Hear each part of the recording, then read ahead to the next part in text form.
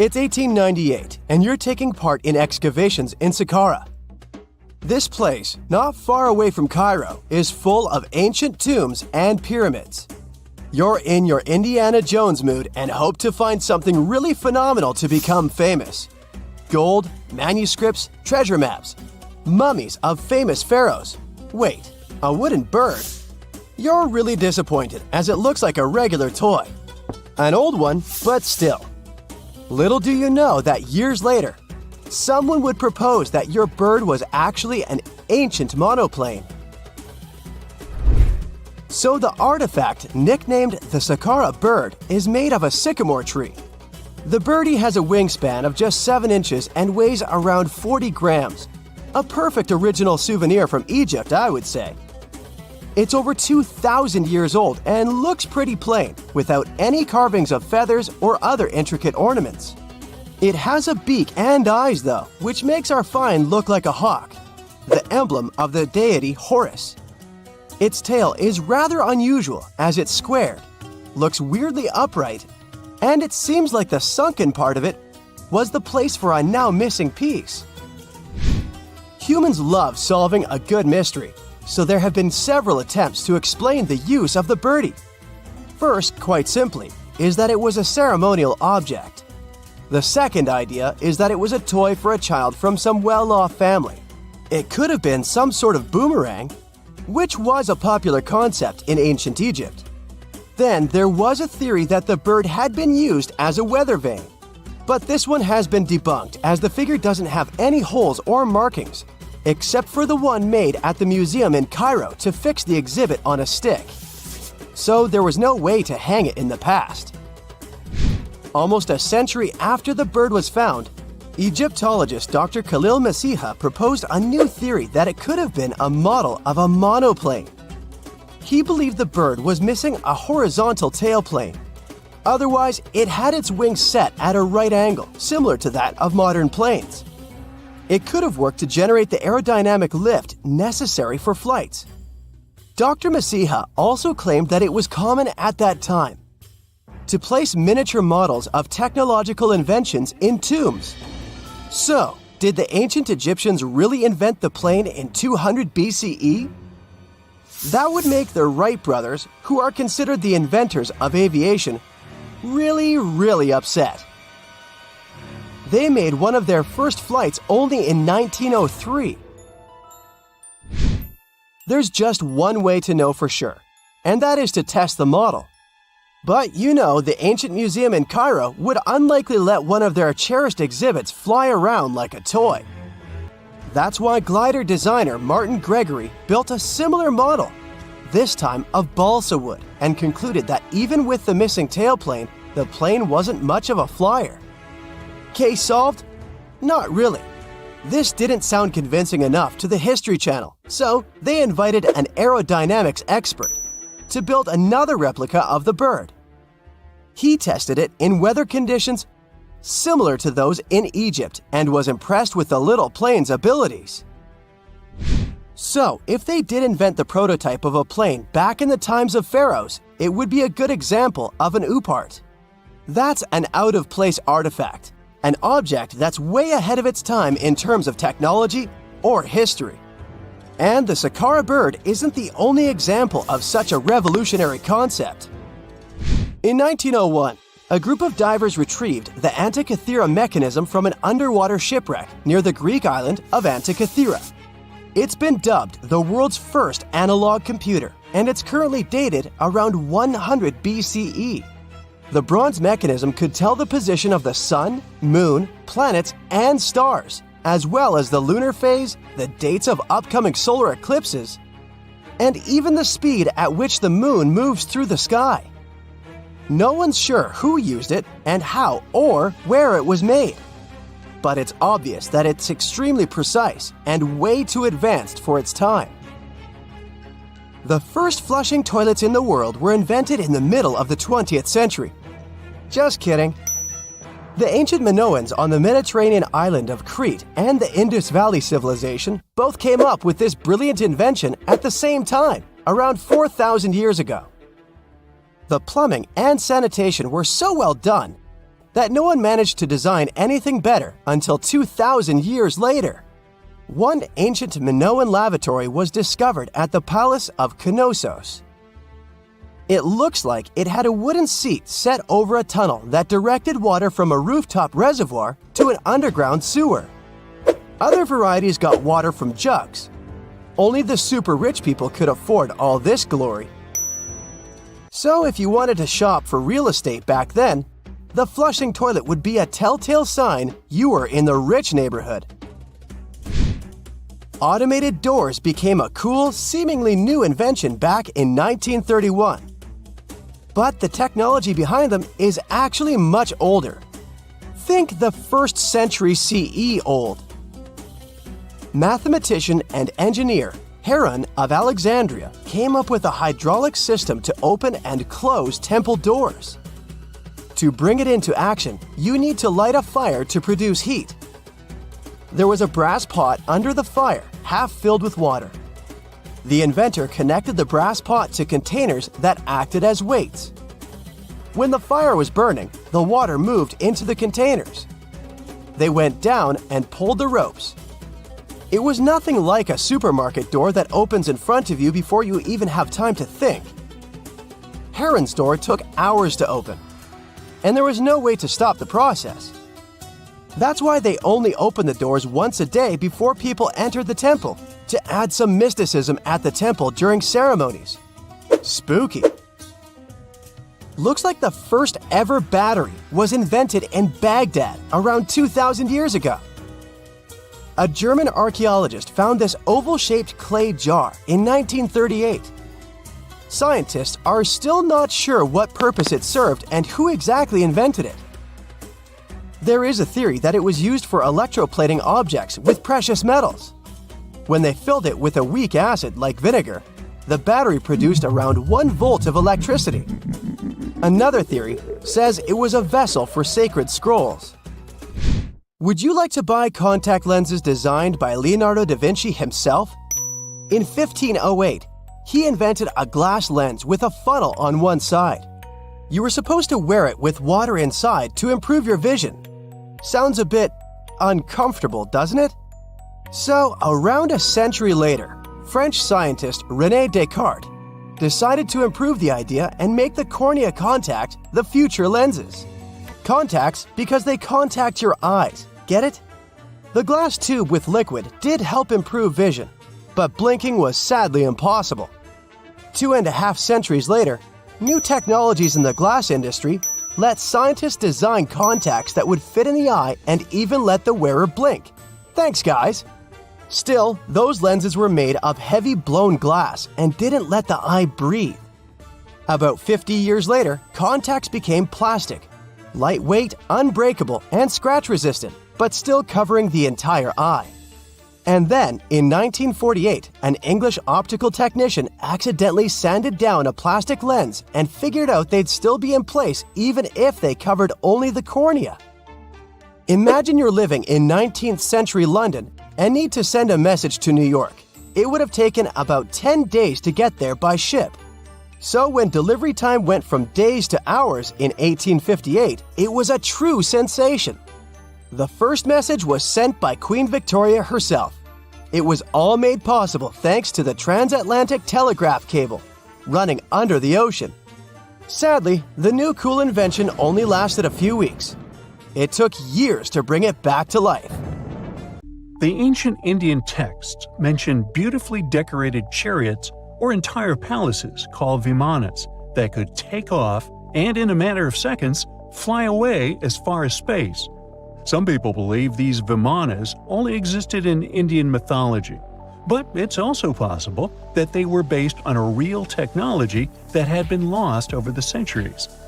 According to the Vedas, ancient Indian religious texts, there was the elephant vimana with several engines and many other types named after animals and birds. There was one for local travel, one for visiting different countries, and one for traveling to the moon and various planets. They could develop a great speed. One vimana had the superpower of invisibility. Another one was shaped like a sphere and was built on the winds produced by Mercury. This vimana was said to generate an enormous ray like the sun and make noise like the storm's thunder. All the vimanas were unbreakable and perfect for attacks on foes. Now, to operate a vimana, you'd need to know a lot of stuff, pretty much like today's airplane pilots, 32 secrets in total. They'd cover the aircraft structure and the secrets of taking off and maneuvering without crashing. That's a good thing. The pilot was also expected to know how to be seen and unseen, how to be hidden, how to be quick, how to manage contractions and expansion, and many other tricks. To hide the flying machine from foes, the pilot was instructed to move to the 8th atmospheric layer above the Earth and use the power of dark solar rays. This instruction might sound a bit weird, but there were others, more realistic ones, which still make sense in modern aeronautics. There are sections of ancient texts on the vimanas that focus on details like flight paths, pilot training, navigation, and even suitable clothes for pilots and recommended food for long flights. There was also a lot of technical detail about the use of heat-absorbing metals, the metals utilized, and melting points. The supporters of the theory that the vimanas were more than just myths are sure that the ancient Indians would unlikely go into all these details just for a beautiful story. So, the flying palaces might have been real and way ahead of their time, like many other great Indian inventions. Back in the 6th century BCE, an Indian physician named Sushruta basically wrote the original guide to medicine and surgery. They even called him the father of surgery for his work. Sushruta laid down the details on hundreds of medicinal plants and described complex surgical procedures. He gave instructions on nose reconstructions and skin transplants from one part of the body to another. The original method of rhinoplasty, which involved taking a piece of skin from the forehead to reconstruct the nose, is still used today. But back then, it had a slightly different purpose than surprising your followers on social media. Those nose jobs helped out folks who had lost their noses as punishment for crimes or in fights. Now, you gotta thank an ancient Indian math prodigy for the invention of zero. It might not seem like a big deal, but without it, we would have no binary system and no computers. People before the 5th century CE were only thinking about some sort of a sign to indicate nothing. The invention made addition, subtraction, and other mathematical operations a whole lot easier. You can see the oldest zero in existence carved in the wall of a temple in Gwalior, India. The Indus Valley Civilization was using rulers in 1500 BCE and earlier. Made from ivory, these rulers were found during excavations in what is present-day Pakistan and northwestern India. They were widely used in architecture with amazing accuracy. They had units corresponding to slightly over 1 inch that were marked with precise subdivisions within 5/1000ths of an inch. The next invention is more of a concept than a physical item. Standardization is all about setting the rules based on a bunch of people, things, or interests. One of its cool applications that we've all gotten used to is standard weights. Whether you're using pounds or kilograms, you need these universal measurements for weight, right? For this, we owe a big shout-out to the merchants from the Indus Valley Civilization who lived around 4,000 years ago. They were measuring everything from food grains to fancy luxury goods using these standardized weights. And their weights had decimal and binary mathematical systems going on. They didn't have high-tech gear, but they pulled off some serious precision using complex calculations and even sand for construction. Their art of standardization made its way to Persia and Central Asia, basically becoming the global weight-watching standard. So, if yoga is your go-to exercise, you definitely have a personal reason to appreciate the ancient Indian geniuses. Over 5,000 years ago, during the rule of the Indus-Sarasvati civilization in northern India, yoga was first mentioned in the Vedas. Yoga was refined and shaped over the centuries until it grew into a massive teaching with over 200 sacred writings dedicated to this way of obtaining enlightenment. At the beginning of the current era, yoga got a new trajectory thanks to a Hindu writer who laid down a system of yoga in his text, the Yoga Sutras. It became a whole-body rejuvenation, a life-extending practice with poses that you are still doing on the mat today. Yoga has reached the Western world only in the 19th century, and it caught on like wildfire. Chess, the all-time top game for intellectuals, is also an Indian invention. Its ancestor was called Chaturanga, and it was a strategic board game that started gaining popularity around 3,000 years before the current era. This early Indian version of chess was played by 4 people, not 2, and had 64 squares. Each player had 8 pieces, ranging from pawns to kings, bishops to knights. And there was no standard 6-faced dice. They rolled with an oblong one. Players facing off were actually allies, forming 2 teams based on the direction they sat. Chess, that we know and love today, was first mentioned in ancient Indian literature in a legend. It said that the wife of a villain called Ravana had invented the game to amuse him. Now, the word shampoo comes from the Hindi word, which means to soothe or knead. The substance was invented in India in 1762 and was originally used for head massages, hence the name. The first shampoo was made of natural oils and herbs. British traders fell in love with the idea and brought it back with them to England. It took years for the original head massage oil to evolve into shampoo as we know it today, but it's still an Indian invention. Unlike the ancient Greeks, who wore animal skins, the Indians started cultivating cotton back in the 5th and 4th centuries before the current era. They used cotton threads to produce fabrics that soon became a huge hit in the Mediterranean and beyond. Jute and wool also have their origins in India. Cashmere, the finest and most exclusive type of wool, actually comes from the Kashmir region of India. Buttons that sit proudly on that cashmere cardigan of yours also have ancient Indian origins. Some 5,000 years ago, the Indus Valley civilization started cutting seashells into geometric shapes with tiny holes in them. First, they were just decorations, but then people started using them to fasten clothes. Now, when you think about radio communication pioneers, Marconi's name usually steals the spotlight. He got a Nobel Prize in Physics in 1909 for his groundbreaking radio work. But there's an unsung hero in the radio waves game, and his name is Sir Jagdish Chandra Bose. He spilled the beans on radio communication way back in 1895.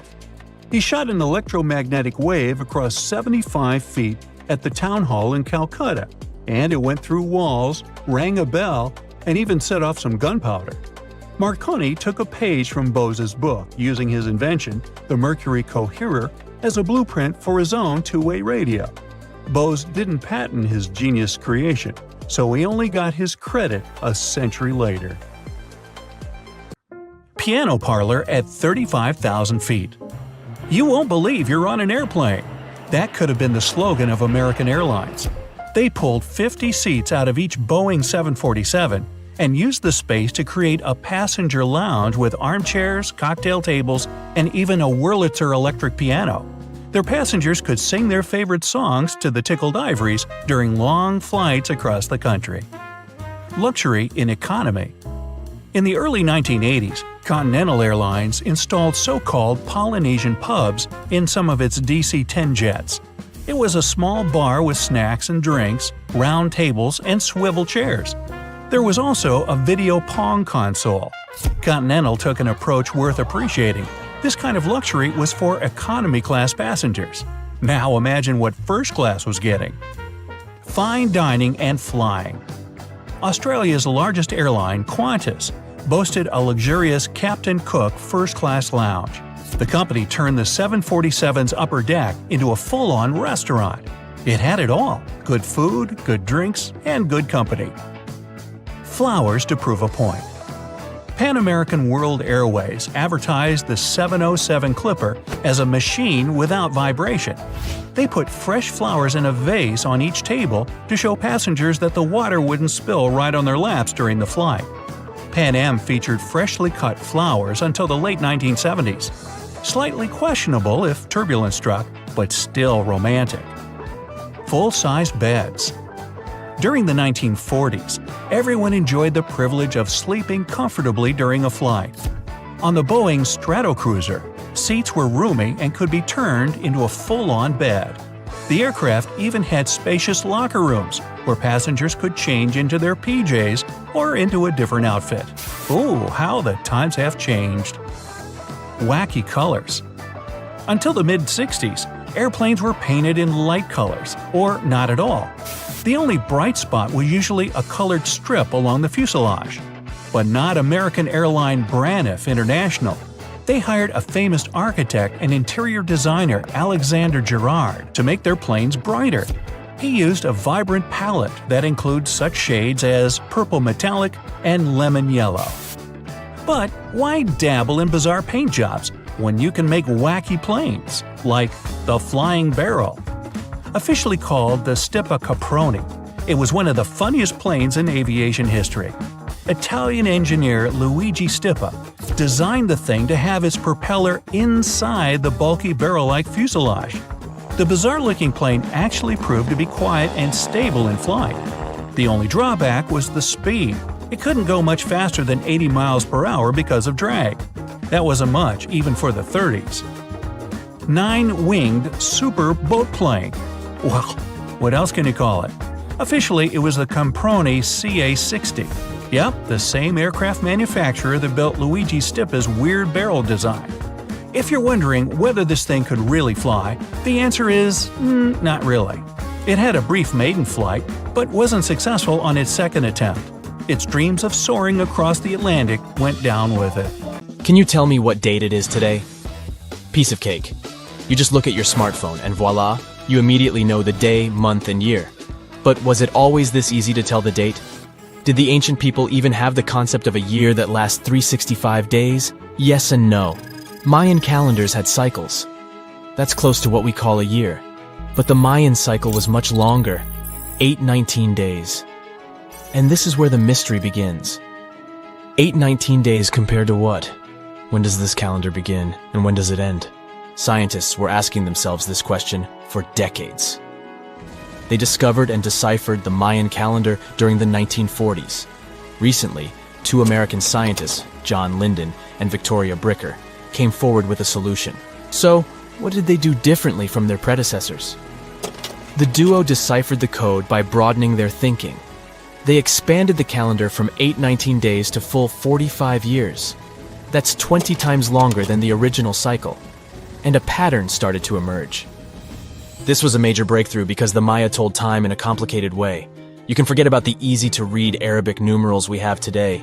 These ancient people used glyphs. These are tiny images that represent characters, something like the icons on your desktop or universal symbols. When you see a little dot with 3 curved lines above it, you know there is a Wi-Fi network available. The Mayan calendar used glyphs that represented animals or natural phenomena. For example, there were symbols for a jaguar and an eagle. Each glyph marked one day. Each cycle is repeated 4 times, 8 and 19 x 4. Let's call these 4 cycles blocks. The Mayas colored each block differently. Scientists thought these colors corresponded to the 4 cardinal directions. Red was east, white, north. West was black, and finally, yellow marked south. But then the 1980s came. Yeah, this was a weird decade. The calculations were all wrong. Researchers determined that the colors were associated with the position of the sun in the sky. It turned out that the color yellow represented the highest point of the sun, which is called a zenith. White was the lowest point, called the nadir. It seems that the calendar showed just how good the ancient Mayas were at astronomy. This is most evident at Chichen Itza. This principal Mayan city is located on the Yucatan Peninsula, Mexico. There stands an impressive step pyramid. It is dedicated to the feathered serpent deity, and its alignment is perfect. Something marvelous happens here twice a year, during the equinoxes, March and September. These are the times when the sun shines directly over the equator. On these 2 dates, the day and night last the same. At the site of the pyramid, sunlight first illuminates the sculpture of the serpent head at the base of the structure. Then it makes its way up the 91 steps. This creates the illusion that a snake is slithering down the pyramid. Even today, people gather to witness the sight, and it must have been more impressive when the Mayas completed the structure 1050-1300 CE. Do you know what a synodic period is? Neither do I. But Mayan astronomers did. A synodic period is the time that passes before a stellar body does a full lap. For example, this is the period between two full moons. When you look from Earth, this period lasts roughly 30 days. And the Mayas were looking at the skies non-stop. They carefully noted the synodic periods of all planets. From Venus to Saturn, these ancient astronomers kept records of nearly all celestial bodies. But what does this have to do with their calendar? The American researchers' calculations revealed the link. Let's take the planet closest to the Sun as an example, Mercury. Its synodic period is 117 days. Multiply that by 7 and you get which number? Exactly 8 to 19, 117 x 7 equals 819. Coincidence? Definitely not. Because synodic periods of other planets also neatly match the magical figure 819. But this is not visible from a single Mayan cycle. Scientists had to expand it several times to discover the pattern. There is a reason why no one could decipher the code for so long. They were focused on a single planet. The trick was to add the Mayan calculation for all the planets. Researchers just needed to see the bigger picture. This brings us to the year 2012. Can you remember that some people thought that the world would end on December 21st? That turned out to be a bust. We are alive and well now. But what started this false rumor? The Mayan calendar, of course. You see, these ancient people based their calendar on long periods of all the planets. That included a lot of complicated math and a lot of multiplying. This 2012 was simply the time when their cycle ended. It is known as the long count. This period is the same as our year. For the Mayas, 2012 was something like the 31st of December for us. Just an end of a cycle in which they measured time, so there was no need to panic. Those New Year's Eve parties might be a bit wild, but the world doesn't end on January 1st. The Mayas stretched more than their calendar. Rubber was the name of the game. Yes, you've heard it correctly. These ancient people were making different grades of rubber 3,000 years before one famous American did, Charles Goodyear. They would extract natural latex from the rubber tree. This is a milky substance that can be turned into rubber. And they weren't the only ones. Scientists found evidence that their neighbors, the Aztecs and the Olmecs, did the same. But what did they do with rubber? They didn't need car tires, definitely. But it's cool to have a nice pair of sandals for the beach. The Spanish wrote about rubber sole footwear that natives wore. Sadly, scientists still haven't found them. That would be a big step for archaeology. So the Maya were playful with rubber, literally. Researchers guessed that they produced balls from latex. These were bouncy and ranged in size from a softball to a soccer ball. A typical Mayan ball game, pits, involved 2 hoops. You must be thinking basketball, but not quite. The hoops were set on walls, 23 feet high. Compare that to the NBA standard of 10 feet. And the hoop was the other way around. There is also a sweet side to the story of the Mayas. These ancient people enjoyed chocolate. In fact, the modern word chocolate probably comes from their language, Xocolatl. This meant bitter water. Okay, you get the bitter part, but why water? The Mayas didn't produce chocolate in the form we know it today. They didn't make bars of chocolate. They drank it. Smashed cocoa beans made for excellent drinks.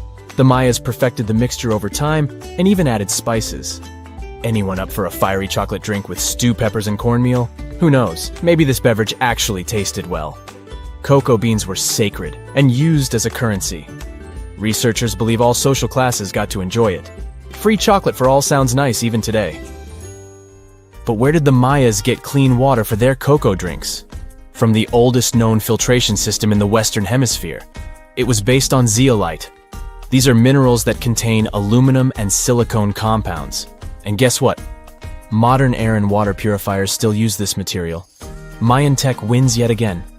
Back in Europe, Roger Bacon developed a sand filtration system in 1627, some 1,800 years after the Mayas.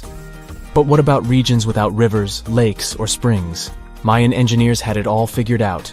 Rainwater. They would carve out large reservoirs in the limestone bedrock. Then, they would coat these underground caves with a layer of a watertight material. The final step was to make small channels that collected water from the hills above. Scientists estimated that just one of these reservoirs could hold on average 10,000 gallons of rainwater, enough to fill 55 modern hot tubs. No matter what happens, don't stop. We almost got it. Two treasure seekers are digging frozen ground in a cornfield at night. It's raining hard, lightning is flashing, but these two guys keep working. And now the shovel hits something solid. No way! A treasure chest! They start digging faster and find a piece of a ship's engine. What the? Far from the seas and lakes, somewhere under the fields of Kansas City, they found a giant sunken ship. How is this possible? Now you'll see. Some people spend their lives searching for shipwrecks with treasures underground. One of them is explorer David Hawley. He's been looking for such ships far from the seas, rivers, and oceans for many years. He does this because he likes the feeling of adventure. The holds of these ships may contain chests of gold, antiques, and artifacts. And you can get a lot of money for them. David says you don't have to go into the ocean to find a sunken ship. They may be lying in your backyard. But why do ships end up buried underground among fields, farms, and plains? Let's find out using the example of steamboat Great White Arabia. According to old records, the newspaper clippings, this ship had been carrying about 200 tons of treasure before it sank in 1856. Many rumors and local legends said the ship was lying underground, a few miles northeast of Kansas City. It was there because people deliberately altered the riverbed and channels of the Missouri River in the second half of the 19th century.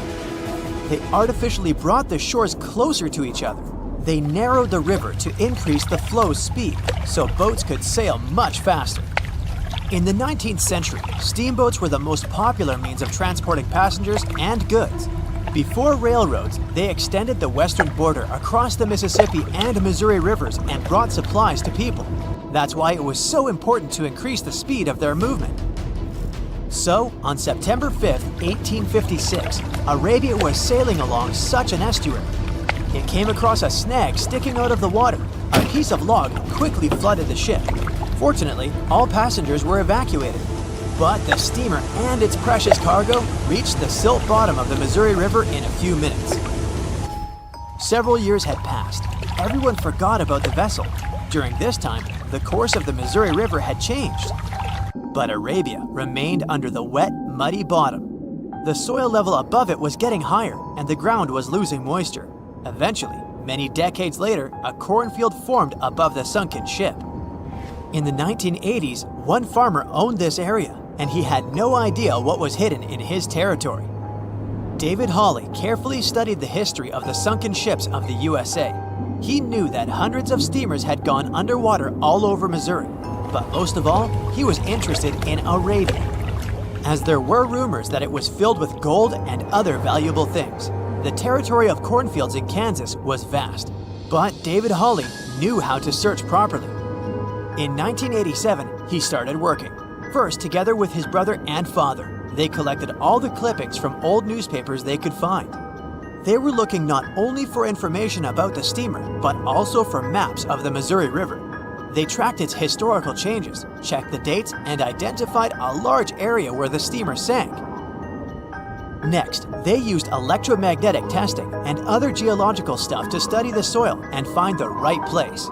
They searched for differences in ground moisture and density. Then, they went through the territory with powerful metal detectors. And so, by the fall of 1988, they had determined the location of the steamer. Arabia was the size of a football field. This gigantic vessel lay 45 feet underground, 4 stories down. But before they started excavating, they had to ask the owner of the cornfield for permission. For the farmer, this news was a big surprise. He agreed, on the condition that the excavations would be completed by spring so that he could sow a new crop. Digging a giant ship in winter is much more difficult and expensive than at other times. It includes additional equipment, electricity, and heating costs. The team worked day and night. They financed the excavations out of their own pocket. Each invested more than $10,000 and took out a bank loan. Finally, they noticed the first details of the ship.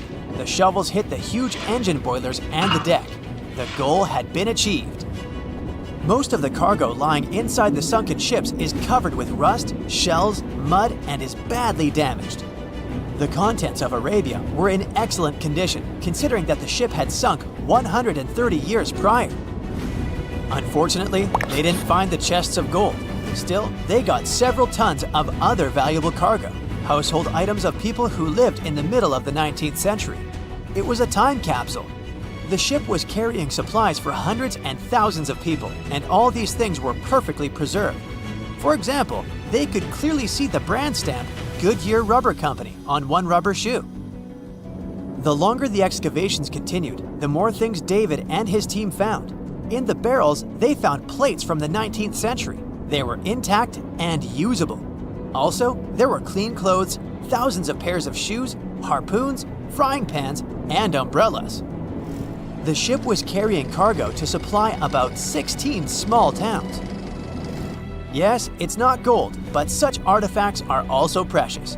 The contents of the ship could be worth millions. However, the crew wasn't going to sell these things. They made a museum on the site of a former fruit market in Kansas City. If you go there, you will immediately feel like you're in a department store of the 19th century. There are thousands of items in good condition. Even the matches here are dry enough to light up. It took David many years to present the entire collection from the steamship. He values each of the items and doesn't want to sell them. Anyone can come here, pay for a ticket, and find themselves in the past. Who knows, maybe there's an old ship hidden in your backyard too. Geologists found an older vessel in the hot desert of Namibia in 2008. This ship sailed back in the days when pirates scared sailors on the seas, and now it's inside a dried-up lagoon. The ship sailed from Lisbon in 1533 and disappeared with the crew near a small diamond mining town. After almost 500 years, the hull had been badly damaged. Only the carcass of the ship remained, but the treasure hidden inside the vessel stayed intact. They carefully studied the boat for a long time, trying not to ruin anything. And then, 5 days later, they found a big old chest in the hold. Carefully opening it, they found gold coins there. Thus, the cost of the ship was estimated at about $10 million. The exact cause of the shipwreck is unknown, but experts believe the ship was destroyed by heavy cargo and bad weather. It went to the bottom of a lagoon that later became a desert. Some find an airplane in their backyard, others discover a ship, and one man found a passage to an ancient secret city in his house. This happened in Turkey in 1963. The owners of the building decided to make repairs. He went to his basement and knocked down the wall to turn this place into a living room. And so, behind one wall, he found a tunnel leading underground. The man thought it was some kind of a secret chamber. He went down there and realized it was something much more than that. It was an ancient city 18 floors deep. People built it in the years 780 to 1180 as a refuge from weather disasters and the invasion of enemies. This place also includes many underground tunnels that stretch for several miles in different directions. People could get to the town from different points using secret passages leading to these roads. The city can accommodate about 20,000 residents, livestock, and tons of food supplies. Archaeologists have also found a chapel, schools, stables, and public kitchens there. Welcome to Rapa Nui, better known as Easter Island. It's a tiny speck in the vast Pacific Ocean, 2,200 miles away from the coast of Chile. This island is most famous for its eerie moai statues. This place is also home to one of the most mysterious writing systems in the world, called Ronga Ronga. We found it on 27 small wooden tablets. For years, historians have been arguing about the true history of these tablets, and now we might have found the truth.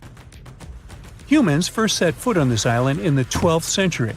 For many years, it was home to the Rapa Nui people. They were pretty isolated out there in the Pacific Ocean until Europeans arrived in the 1720s. Europeans brought with them lots of troubles, leaving only a small fraction of the native population alive. Later in the 19th century, a missionary, Eugene Iro, went to the island and discovered the wooden tablets with intricate symbols carved on them. He wrote how marvelous they are, but there are hundreds of them on the island, and that they can be found in every household. But unfortunately, not all of them survive to this day. We've only got 27 of them. Some of them were heavily weathered, burned, or otherwise damaged, and now they're scattered all over the world in museums and private collections. Some of the language's artifacts were carted off to Tahiti and then to Europe by Europeans, leaving none behind on Easter Island itself. The 4 sacred tablets found their home in a congregation in Rome. They were the ones used in the recent discovery. For years, historians have been arguing whether this writing system was made up by the islanders themselves or they borrowed it from Europeans.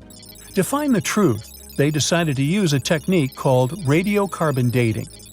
All organic materials, like wood, charcoal, and so on, contain a tiny amount of a radioactive form of carbon called carbon-14. When life comes to an end, things stop taking in carbon-14, and the amount they had starts to decay over time. By measuring how much carbon-14 is left in a sample, we can assume how old this sample is. This is how we learn the age of many fossils and artifacts. So, they looked at the age of some Ronga tablets. 3 of them were crafted from trees grown in the 18th or 19th century, which aligns with the arrival of Europeans. However, one of them is older than the Europeans' first visit to the island. There are 2 reasons to believe that Rapa Nui people created this writing system themselves. First, Ronga works differently from European languages. Decoding it is a pretty hard task. Unlike English, this language boasts over 400 unique glyphs, none of which resemble any known writing system. There were many attempts to decipher this language, and none of them were successful so far. And second, one of the tablets is shown to be from around the 15th century, before the Europeans arrived. The problem is that radiocarbon dating can only tell us when the wood the tablet was made from was cut down, not when the writing was put on it. And since we've only got one tablet to go by, this isn't enough to be completely sure. On the other hand, why and where would they preserve cut wood for over 200 years just to grab it and write something on it one day? But anthropologists and historians say that it's possible. Scarce wood resources might have led the islanders to reuse old driftwood, which could be centuries older than the writing itself. This is known as the old wood problem in archaeology. Plus, the tablet looks very preserved. It was maintained to protect it from wood-damaging insects, humidity, and so on. That's why it survived over the centuries. Whatever is written on it, it was probably important for the Rapa Nui people. Now, all of these are guesses and clues, but scientists are cautiously optimistic. They believe that Ronga could be one of the rare instances of independent writing invention, like those of the Sumerians or the Egyptians. But we need more evidence. In the Rapa Nui language, rogo means to recite or to declaim. Not everyone could write, only a select few. Probably only the elite of Easter Island, mostly men, knew and could read this written language. After colonization, none of them survived. So now we have to rack our brains trying to figure out what's written here. First, scholars can't agree on what type of script it is. We aren't even sure that this was their language. But even if it was, we don't know whether it's a primitive form of writing or a fully developed system. In the 1990s, a linguist, Stephen Roger Fisher, believed he might have cracked the code of Ronga structure. His idea was that these tablets conveyed cosmogonies. Cosmogonies are stories or narratives that explain how the universe was created and how natural phenomena came to be. They often come from ancient traditions and cultures, like those found in East Polynesia. The tablets could have talked about things like how the world began, where everything came from, and how different aspects of nature, like the stars or the mountains, were formed. This would also explain why only the wise elite could write. Fisher thought that Ronga is a mix of logographic and semasiographic systems, which means that some symbols represent spoken words, while others represent ideas or concepts. But deciphering them would be very hard because it requires extensive memory and knowing context, because the symbols are more like hints than complete expressions. However, other language experts disagreed with his ideas, saying there were problems with how he put together his theory. Unfortunately, Fisher couldn't prove this hypothesis. Maybe these are just drawings. If we look at the tablets, there are some things that look recognizable: people, animals, plants, and geometric shapes. There are some birds. One of them looks like a frigate bird, which Rapa Nui people associate with the deity Maki. There are also fish, centipedes, and so on, or at least these glyphs look like them. Could it be just art or a form of decoration? Maybe, but there are some problems. The glyphs show a high degree of complexity and structure. They also keep the same style. For example, there are several symbols that show something human-like with a raised hand. The only difference is different heads. As if it wasn't complicated enough, this unique writing style also uses a system known as reverse boustrophodon. This means that each alternate line is flipped upside down, resembling nothing seen elsewhere. We don't know why they would turn the tablet upside down after each line. But all this shows that they had some sort of system and organization behind these symbols. Plus, it seems like they use these tablets every day for some practical purpose. But there's some hope for the future. New technology, like AI and other computer programs, might help us understand lost languages. We already started creating algorithms that could help us solve other mysteries, like the Voynich manuscript. Academics even organized the Vesuvius Challenge, a machine learning competition that, in 2023, cracked the riddle of the ancient Herculaneum scrolls. The scrolls were buried under volcanic mud after the catastrophic eruption of Mount Vesuvius in 79 AD. In real life, the scrolls are very fragile, so deciphering them would be a very hard task. But with digital scanning and machine learning, it's much easier. They have a rich history. They most likely belong to the personal library of an Epicurean philosopher named Philodemus. These scrolls contain very important insights into Greek philosophy and Latin literature. If we decipher more of them, we'll learn more about the rich history of the Roman Empire. Now, we wouldn't call this island mystical unless there were tales of giants living here. The island of Gozo in Malta is the backdrop of an ancient legend. Malta is an island country located in the Mediterranean Sea, just south of Europe. It's a very strategically located archipelago. Throughout history, it was ruled by many different societies, such as the Phoenicians, Greeks, Romans, and Carthaginians. One cold night, thousands of years ago, a farmer noticed the sky turn orange, then red, when he heard a loud thump. Although the ground seemed to be moving, this wasn't an earthquake. When he looked toward the woods, he saw a giant silhouette, taller than the trees. As he fearfully approached, he realized it was a woman, a giant woman. She introduced herself as Sansuna. Unlike the terrible giants of many tales, Sansuna didn't want to exterminate the human race. She was loving and caring. She told the farmer that she and her people could help protect their land from invaders. The locals were pretty interested in this offer. Since Malta is located in an important commercial route, it was constantly being invaded. The story says that Sansuna settled in Malta, and sooner rather than later, she was moving things around. And when I say things, I mean monoliths. Sansuna carried huge stones on her shoulder to build a magnificent temple called Gigantia, which means place of giants. She even did this while holding her half-giant, half-human kid on the other shoulder.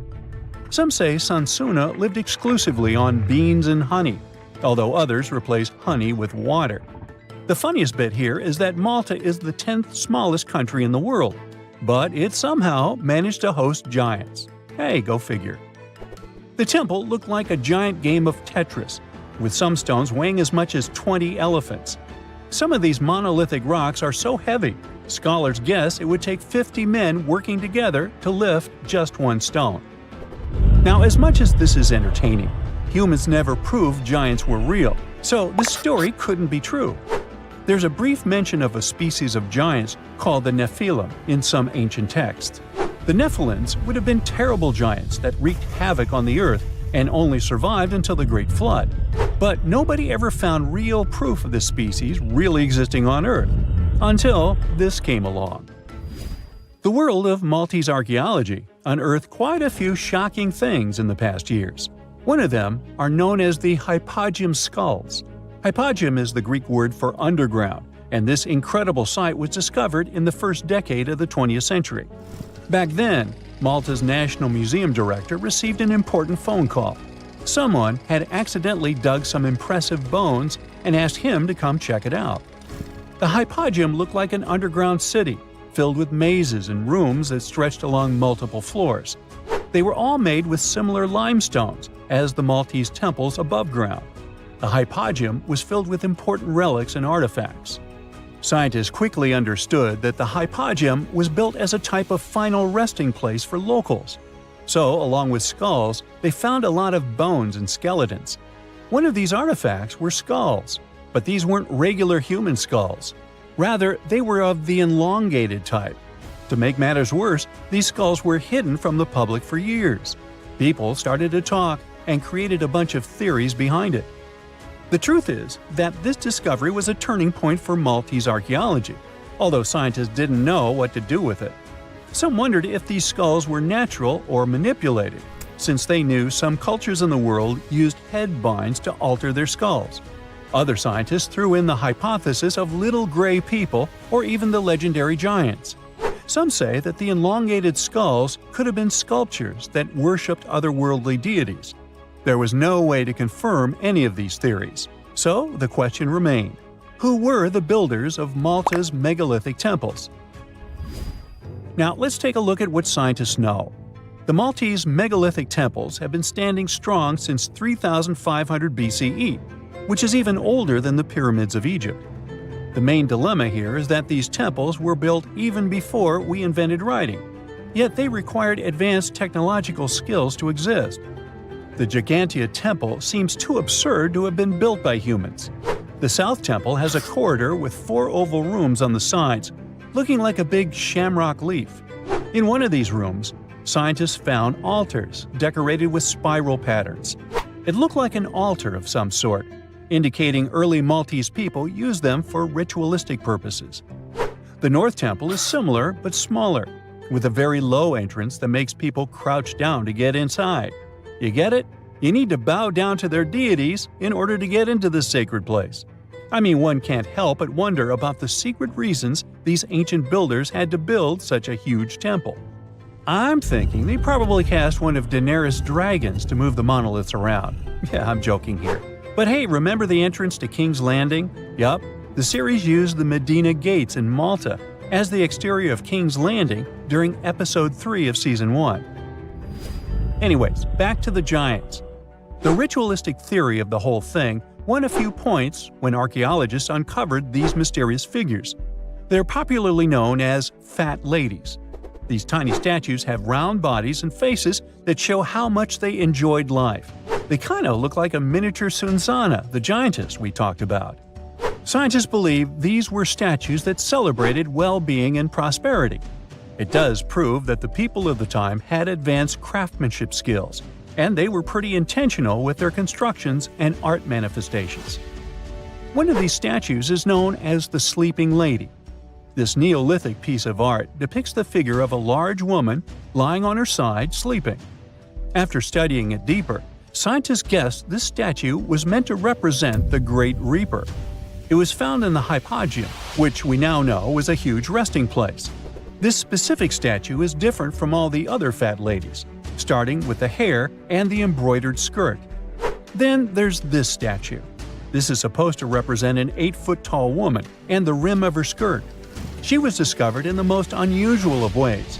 A farmer was trying to plow his field, but he kept hitting large blocks of stone. All the way back in 1915, the farmer called Malta's National Museum director and asked him to come check it out.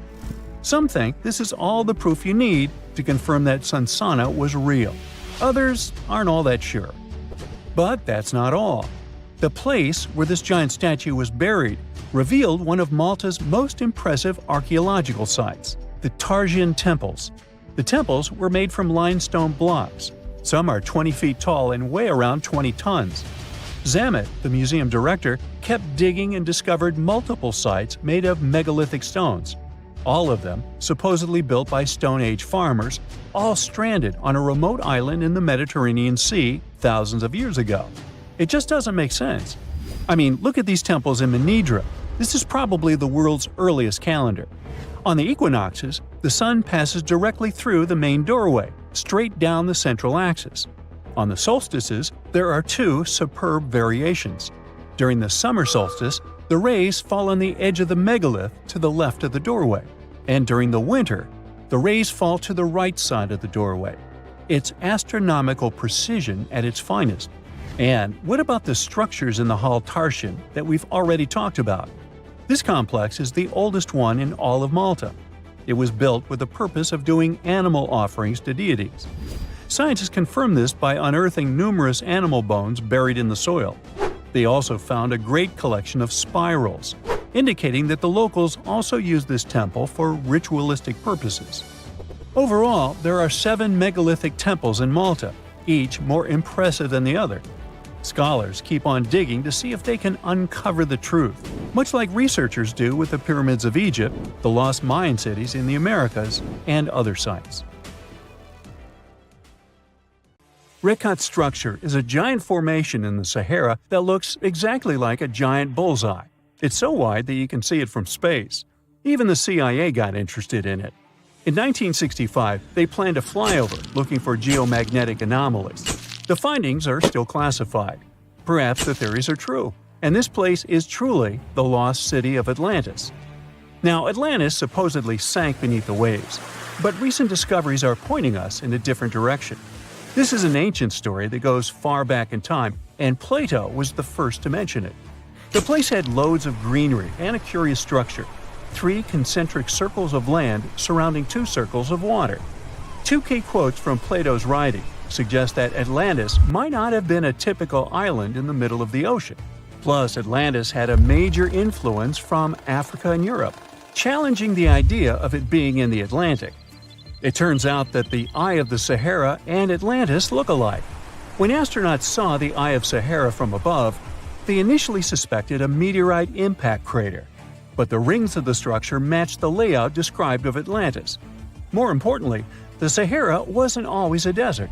It turned from a tropical region into a desert around 11,000 years ago. Researchers found evidence of a massive river called the Tamaracet that could have sustained a community. This river flowed toward the Rekat structure, aligning with Plato's description. The Trans-Saharan Seaway ran through the Sahara 50 to 100 million years ago. The sea allegedly destroyed Atlantis around 11,500 years ago, likely due to a rapid rise in sea level caused by the end of the Ice Age. NASA's worldview imagery shows patterns consistent with this theory. Those concentric rings might be a key to unlocking the secrets of our planet's evolution over millions of years. They're shaped by erosion on resilient rock layers, creating a spooky pattern of ridges and troughs. The central peak stands proud at 1,300 feet. The central part has undergone a significant erosion makeover, revealing a circular structure with a raised peak. Unlike impact craters, the Eye of the Sahara flaunts a striking balance and symmetry. Some say it results from rock uplift, sculpted by wind and water. Others think it's an ancient anticline, eroded to reveal its concentric glory. Then there's a salt diapir theory, suggesting that salt's buoyancy sculpted this beauty. Dating techniques have proved that it formed 541 to 252 million years ago, give or take a million or two. Ancient tools are scattered around the outer rings of the structure near riverbeds. Some older stone tools have also been spotted in the same areas. And still, even though some spear points from the Neolithic period have been found, there aren't many signs that people were living there back then. The area seems to have been used for short-term activities like hunting and making tools. There are other unearthly mysteries that haunt our world. One such enigma is in Norway, the ominous Hessdalen light phenomenon, also known as the Valley of Lights, leaves scientists confused. This valley is 10 miles wide. It's quite isolated, but a peculiar blue box sits high on the hillside, equipped with cameras scanning the valley. The unsettling saga began in the 1980s, when the night sky over Hessdalen erupted with burning fireballs, a recurring spectacle that sent shivers down the spines of those who witnessed it. This wasn't a fleeting occurrence, rather it became a regular thing. Terrified locals reported encounters with these unexplained luminous phenomena, some of which happened near their homes. Unease spread like wildfire. At its peak, there were about 20 sightings every week. The phenomenon made its way into newspapers, magazines, and media worldwide. Soon, people flocked to the valley, hoping to see the lights themselves. In 1984, experts joined the fray, armed with sophisticated instruments like magnetometers, radiometers, and other ometers. What they encountered was mind-bending, lights that defied explanation. Some moved at a leisurely pace, while others raced through the sky at an astonishing 19,000 miles per hour. People tried to explain these lights: airplanes, distant reflections, ball lightning, satellites, planets, meteors. But the speed and how these lights danced ruled out all those theories. We're slowly approaching another mysterious place. This is the greatest subglacial lake among Antarctica's 675 known lakes. It can easily hide unknown life forms. This lake is beneath the East Antarctic ice sheet. Dive about 2.5 miles under the ice, and there you'll see Lake Vostok, located at 1,600 feet below sea level. This lake is 155 miles long and 31 miles wide at its broadest point. With an average depth of 1,400 feet, it's also the world's sixth largest by volume. It's like an underwater city with lofty pillars and deep basins. The secret lake was discovered in 1993, yet it had been waiting to be found down there for over 2,000 years, collecting ancient secrets. In 2012, scientists drilled through the ice, creating the longest ice core ever. They pierced the ice all the way to the lake's surface.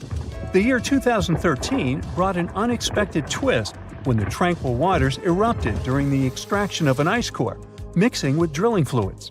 Then they got a pristine water sample in 2015. Some believe there might be previously unknown life forms down there, since it's a fossil water reserve that's been untouched for millions of years. That could be a lot like those speculated ice-covered oceans on moons like Europa and Enceladus. It all started with a theory in the 19th century, suggesting fresh water lurking under Antarctic ice sheets. Then, in 1955, seismic soundings hinted at a subglacial lake, and by the 90s, satellite data confirmed Lake Vostok's existence. Now, Lake Vostok isn't alone. In 2005, they found an island in the middle of the lake. Then, two smaller lakes joined the party. They suspect that a secret network of subglacial rivers might link these lakes. Now, very far away from Antarctica, in Venezuela, Catatumbo lightning presents a sinister light show at the junction of the Catatumbo River and Lake Maracaibo. This unsettling lightning phenomenon happens at about 140 to 160 nights a year, going on for 10 hours a day, and can flash up to 280 times in a single hour. The frequency of this lightning show changes with the seasons and from year to year. There was a break between January to March in 2010, causing a bit of worry that it might vanish forever. As the sun sets, winds from the east start picking up speed. The strong wind is called a nocturnal low-level jet, like what you see in the Great Plains of North America. These winds bring moisture, mostly from the Caribbean and the lake itself. This humid air hits high mountain ridges, causing thunderstorms to form over the mountains. Thanks to the ongoing wind situation, more thunderstorms appear as the night goes on. This pattern repeats itself, and is why this area has the highest annual lightning rate globally. The next place scientists cannot explain is in China. That is the Longyou caves. They have lofty slanted roofs and sturdy pillars. The spot remained hidden for centuries. These human-made caverns, built around 2,000 years ago, decided to reveal themselves only in the 90s. Local farmers drained some ponds and unveiled 5 massive caverns. Further digging exposed an additional 19 smaller caves. They range from 60 to 110 feet in width and 26 to 50 feet in height. Archaeologists found historical relics from the reign of Emperor Zhuan of Han, dating back to over 2,000 years ago. Now, how did these caves survive for more than 2 millennia without falling apart? No ancient records explain the way they were crafted either. The walls show chisel marks, hinting at some layer-by-layer chiseling action, but the exact construction process is still a head-scratcher. There are entire communities of unusual tiny organisms that live in lagoons in Patagonia, and they are some of the first forms of life ever. No one had known about them until 2 scientists, Brian and Maria, went to explore certain areas in Patagonia. Now, Patagonia occupies nearly half of Argentina, and few people live there. only some farmers and sheep ranchers that mostly stay near rivers and grow things such as apples, pears, and alfalfa. A long time ago, it was a wild and distant place where Indian tribes lived. But this time, we're going to follow the tracks of life forms that appeared long before humans and look closer at these interesting microorganisms Brian and Maria found. Those two had to drive for 9 hours on some rough roads to reach their destination. They stayed in a small village. Only 35 people live there. These people depend on just one spring because it almost never rains there. On the last night in the village, Brian realized that satellite images he had taken had shown a set of lagoons that were only 10 miles away. The next day, the small team jumped into a car and went up the road as far as they could until it became too difficult to drive. They continued hiking the rest of the way. It was hard because they had to carry water to deal with the intense sunlight. In some spots, they ended up sinking up to their knees in a slush made of salt. Up there were 12 lagoons with perfectly clear waters. The place itself didn't offer much except for very acidic and salty water and intense direct sunlight. But it was kind of like traveling back in time, because those conditions were like what Earth looked like many, many years ago. When Brian examined the lagoons, he was surprised to see many unusual microorganisms there. We call them stromatolites, and they're so small we can't even see them without a microscope. But they get together and form large communities. In the past, many unusual species lived this way. For example, cyanobacteria. They were important back in their time because they produced oxygen. Earth, in its initial stages, didn't have much of this gas in its atmosphere. The first stromatolites might have been formed by diverse types of bacteria that didn't necessarily produce any oxygen, but were just living their peaceful life there. They formed layers, piling on top of one another, so that at least some of them could get a bit of sunlight. They used sand and sticky liquids to stay close together. Brian was also incredibly surprised because those were the biggest living stromatolites he had ever seen. Living stromatolites usually grow to be over 3.3 feet high, but the newly found ones were 15 feet wide and a few feet tall, which is giant compared to those living in other places. And fossilized ones were even larger. A long time ago, they could grow bigger than today because there weren't many other species that could eat or harm them. Also, there are many other organisms today that can grow faster and more massive than them and take up their space. That's why stromatolites can only survive in rare places where hardly anything else can live, like in these very salty lagoons located high above sea level in Punta de Atacama. The stromatolites found there are the most famous ones because they might be some of the best examples of the earliest life on our planet. But they're not actually the first form of life on Earth. The oldest of their fossils are 3.5 billion years old, while some other evidence we have tells us that life on our planet appeared around 4.1 billion years ago. Maybe some stromatolites lived back then as well. But Earth has changed a lot since then, and the places where they might have lived haven't survived. Now, all this may not seem like a lot at first glance, because no one has found an exotic and weird beast our world has never seen. But these are notable examples of what searching for life somewhere else in the universe might look like.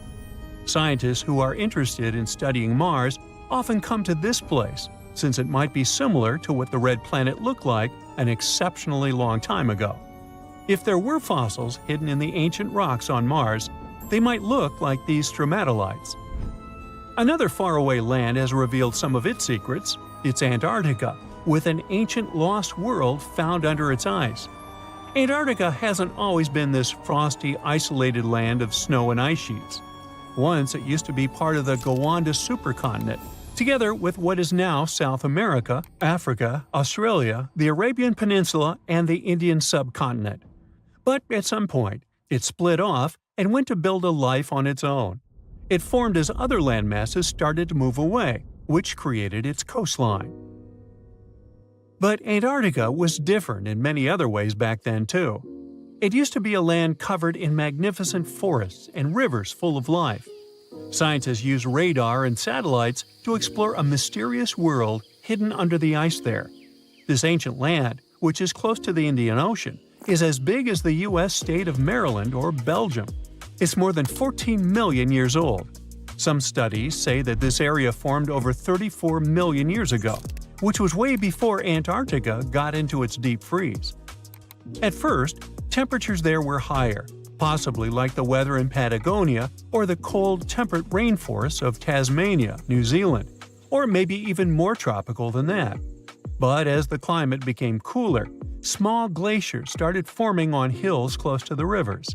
Valleys sunk deeper because of all that ice covering them. And then, temperatures dropped even lower, and a giant layer of ice covered the entire continent, hiding those old glaciers. Rivers shaped this lost world a long time ago, way before it ended up covered in ice that's almost 2 miles thick in some spots. Scientific studies of this area showed that those landscapes had been full of highlands and mountains. The ice that formed over Antarctica made the whole area very cold, so the landscape couldn't erode anymore. This means everything has remained basically the same and untouched under the ice for millions and millions of years.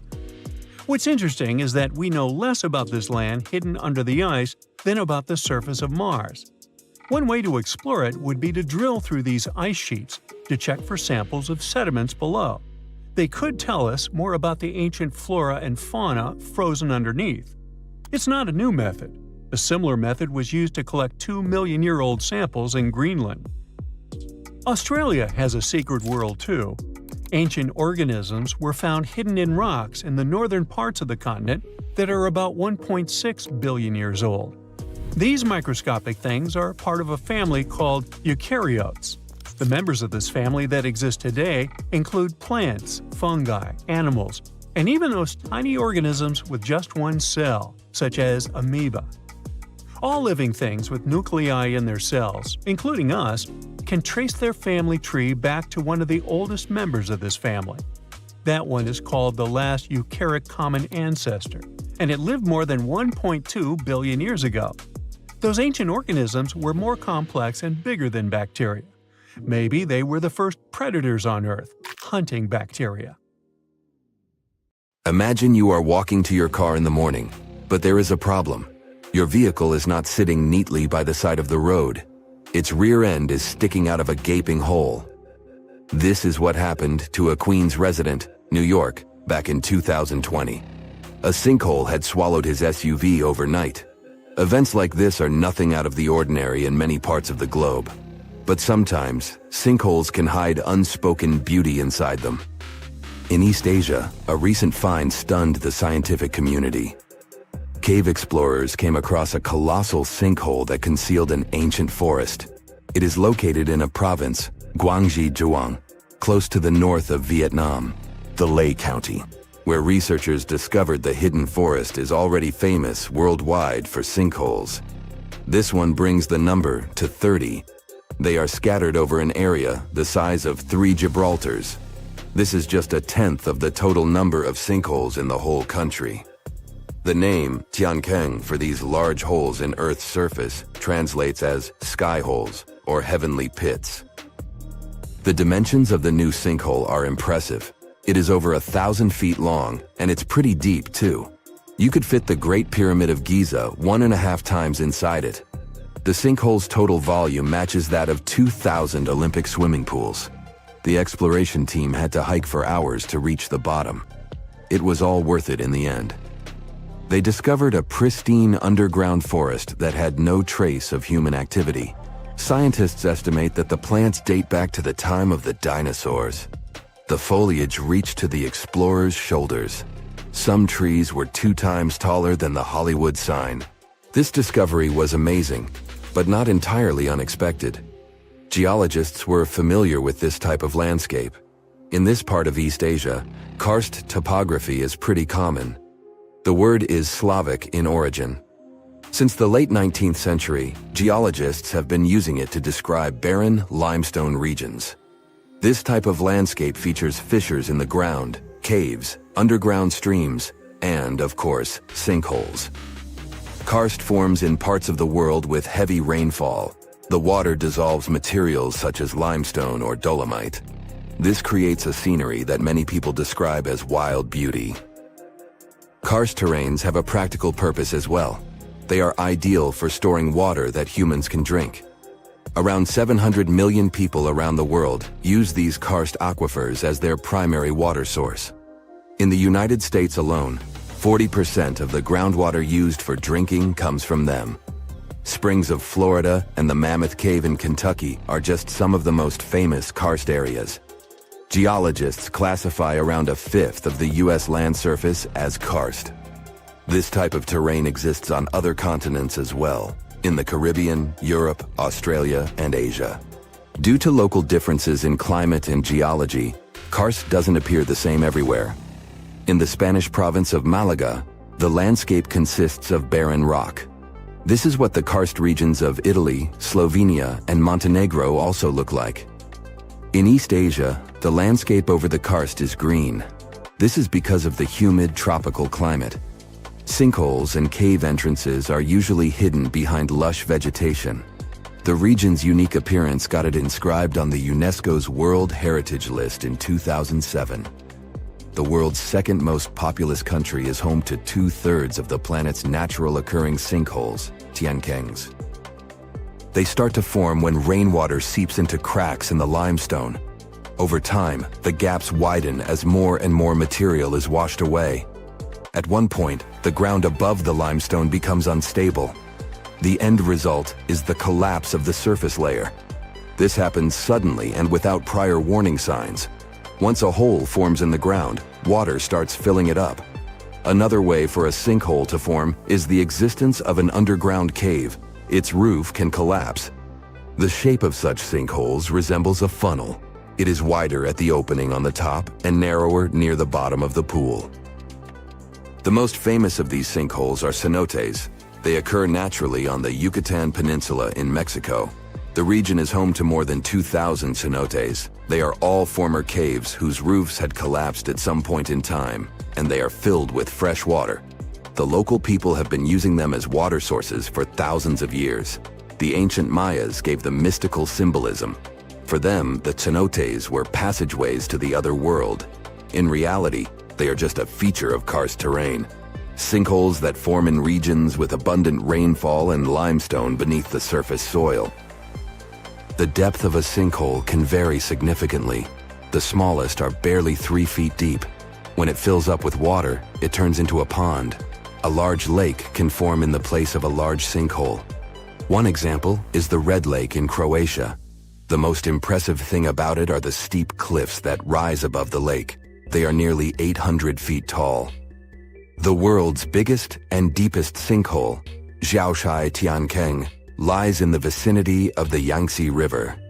The outside world discovered it only in 1994. The hole is so deep that you could stack up 7 statues of liberty inside it. During the rainy season, a waterfall cascades from the pit's mouth into a cave system at the bottom. But not all sinkholes fill up with water. This was the case with the newly discovered giant sinkhole in Asia. It developed its own ecosystem. The high humidity and low temperature inside it were perfect for plant life to thrive. The very bottom of the hole is connected to an underground water flow. Scientists discovered 72 species of rare wild plants in the area. They are in danger of disappearing on the surface, but inside the sinkhole, they have found the perfect conditions for growth. The enormous opening in the ground is essentially a wildlife refuge. This was confirmed in 2021. That's when biologists discovered 2 species in the Yunnan province that they previously thought had gone extinct. Who knows what other animal and plant species are still hiding in there? Exploring these underground cave systems can be quite dangerous. They are often home to venomous snakes and mosquitoes. Even descending into a sinkhole is perilous. The cliffs are steep and stones are often very sharp. That's why the exploration of sinkholes in Asia is going slower than research would like. The sinkholes I've mentioned so far have all formed naturally. Erosion is the main process behind their creation. But the ground can also open because of human activity. Everything from a construction site to a leaking sewer pipe can cause the earth to give way. Sinkholes in urban areas pose a risk to infrastructure. One of the most famous examples of this happened in Japan in 2016. A busy street in downtown Fukuoka collapsed near the main train station. The sinkhole severed power lines and pipes that lay underground. Luckily, no one was injured. The diligent Japanese engineers repaired the damaged road section in just 48 hours. The biggest issue with sinkholes is that you never know when and where they are going to open. The best tool that geologists have for detecting underground cavities is ground-penetrating radar, GPR. It resembles a land mower. The operator goes up and down a troubled area to scan the ground underneath. The radar sends out impulses that detect any contrast between different materials. It feeds back this info in the form of a 2D or a 3D image. Once engineers detect a potential sinkhole, they use different techniques to stabilize the ground above it. The simplest method is called grouting. It involves filling the hole so it won't collapse. The most common materials are polyurethane foam and cement. The alternative is to lift a structure above the sinkhole. This technique is called underpinning. Workers drive steel rods into the load-bearing deeper layer of soil. This is the same construction method engineers use to erect stilt houses above the waterline. Now, have you ever seen cricket balls that are 3 billion years old? Klerksdorp spheres were found in deposits of the mineral pyrophyllite in South Africa and rock the science world. They do look like tiny ancient cricket balls with seams-like lines around the middle. Back in the 1980s, some folks claimed these spheres had been made by an advanced pre-flood civilization we know nothing about. One museum curator shared stories about how they rotated on their own in a display case. There was also a TV show that invited a psychic who declared the spheres were pieces of an ancient spaceship. But according to geologists, these spheres are actually pretty common concretions or spherical objects formed by different minerals than the surrounding rock. The seam-like lines are just imprints from the host rock's layers building up over time. The Klerksdorp spheres come in different shapes, from noticeably flattened spheres to distinct discs. As for that episode when one of these spheres spun on its own, the curator of the Klerksdorp Museum cleared that up too. He said that when he put one sphere on its glass shelf when a journalist came to visit, the sphere naturally rotated a bit because it's round. The area where the museum is located often experiences earth tremors from gold mining activities nearby. The oldest known human-like footprints could be 6 million years old. They were found on the Greek island of Crete in 2002. If the number is correct, it would mean that early human ancestors may have migrated between Europe and Africa much earlier than we previously thought. This doesn't mean Africa is not the cradle of humankind, though. It could just prove that early human ancestors moved back and forth between continents. Some researchers believe the footprints were left by a bipedal creature possibly related to an early human ancestor nicknamed El Greco. According to scientists who studied them, the footprints have a very human-like shape, with 5 toes and a parallel big toe. Some scientists are skeptical about it and suggest the prints might be from a late European ape. The new study analyzed fossilized marine microorganisms found in the sedimentary rocks to determine the footprint's age and prove it's actually 6 million years. The next amazing find that keeps scientists entertained is the Dorchester pot. It's a beautifully crafted metal vessel with some fancy geometric designs embossed in shiny silver. The pot was discovered in, who could have thought, Dorchester in 1852 under quite unusual circumstances. During a powerful blast, the pot broke into 2 pieces. Scientists believe it was originally embedded within a rock or boulder known as pudding stone. The rock from which the Dorchester pot emerged is dated to be around 500 million years old, so it could mean the pot itself is also that old. The current and less exciting theory suggests that the Dorchester pot is a Victorian-era candlestick holder. Such things were really trending back then, so it's not a surprise to find such fancy household item from that time. The Dorchester pot falls into the category of ooparts, or out-of-place artifacts. Those are objects that seem too advanced for the time period they're supposedly from. If we accept that the pot is 500 million years old, then whoever made it was way ahead of their times in terms of crafts and tech. One extra mystery is that the pot has an engraving of a plant that most likely disappeared from Earth over 100,000 years ago. Sounds like good proof the pot is really extra old. Now, it looks like the oldest map in Europe is a stone from 4,000 years ago. This Bronze Age slab was found in France in the year 1900 at an ancient burial ground. The carvings on the slab show in 3 dimensions the River Odey network with a fantastic accuracy of around 80% over an 18-mile stretch. There are other stone-carved maps around the world, but this one is unique because it shows a specific area to scale. Looks like the slab's carvings don't just map rivers and hills, but also settlements, barrow sites, and field systems. Archaeologists say the slab wasn't used for navigation, but rather to symbolize power. The detailed markings on the slab might have served to illustrate the domain of a local ruler, possibly a prince or king, to show their control over the territory. When the ruler lost power, the slab was likely repurposed as part of a burial vault. The unique artifact was stored in the cellar of a museum. For decades, no one even noticed until several scholars read older reports about the slab and decided to check it out. They conducted a detailed analysis using 3D techniques. Their research proved that the creators of the slab had not only etched lines into the rock, but also modified its surface to reflect the topography of the landscape with high accuracy. The Salzburg cube, also known as the Wolf's Egg Iron, was discovered in the late 19th century in Austria.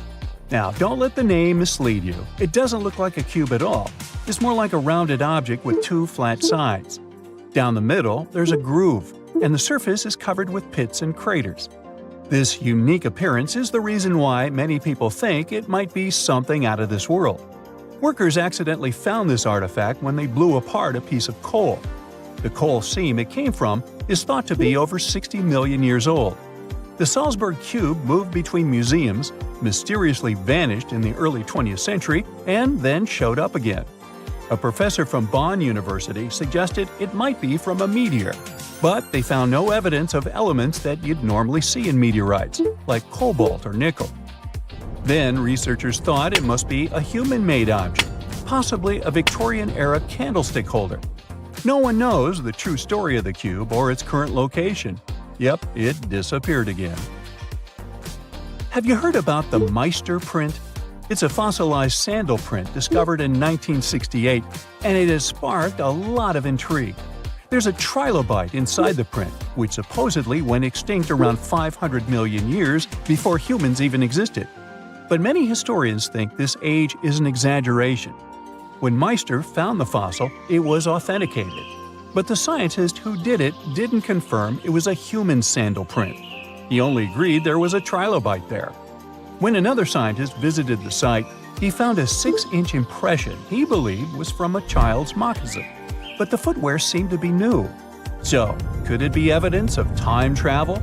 Proof that humans existed millions of years earlier than we thought? Or a sign that someone else visited early Earth? Or is it just a rock formation that looks like a sandal print? We still don't have the answers. Back in June 1936, a couple was walking along Red Creek in London, Texas. London, Texas? Yeah, when they stumbled upon something unusual. It was a piece of wood sticking out of what seemed to be an ancient rock formation. About 10 years later, their curious son decided to crack open the rock to see what was inside. And he saw a hammer, which looked surprisingly modern. Then, one unique finds enthusiast decided that the rock encasing the hammer was from the Cretaceous period.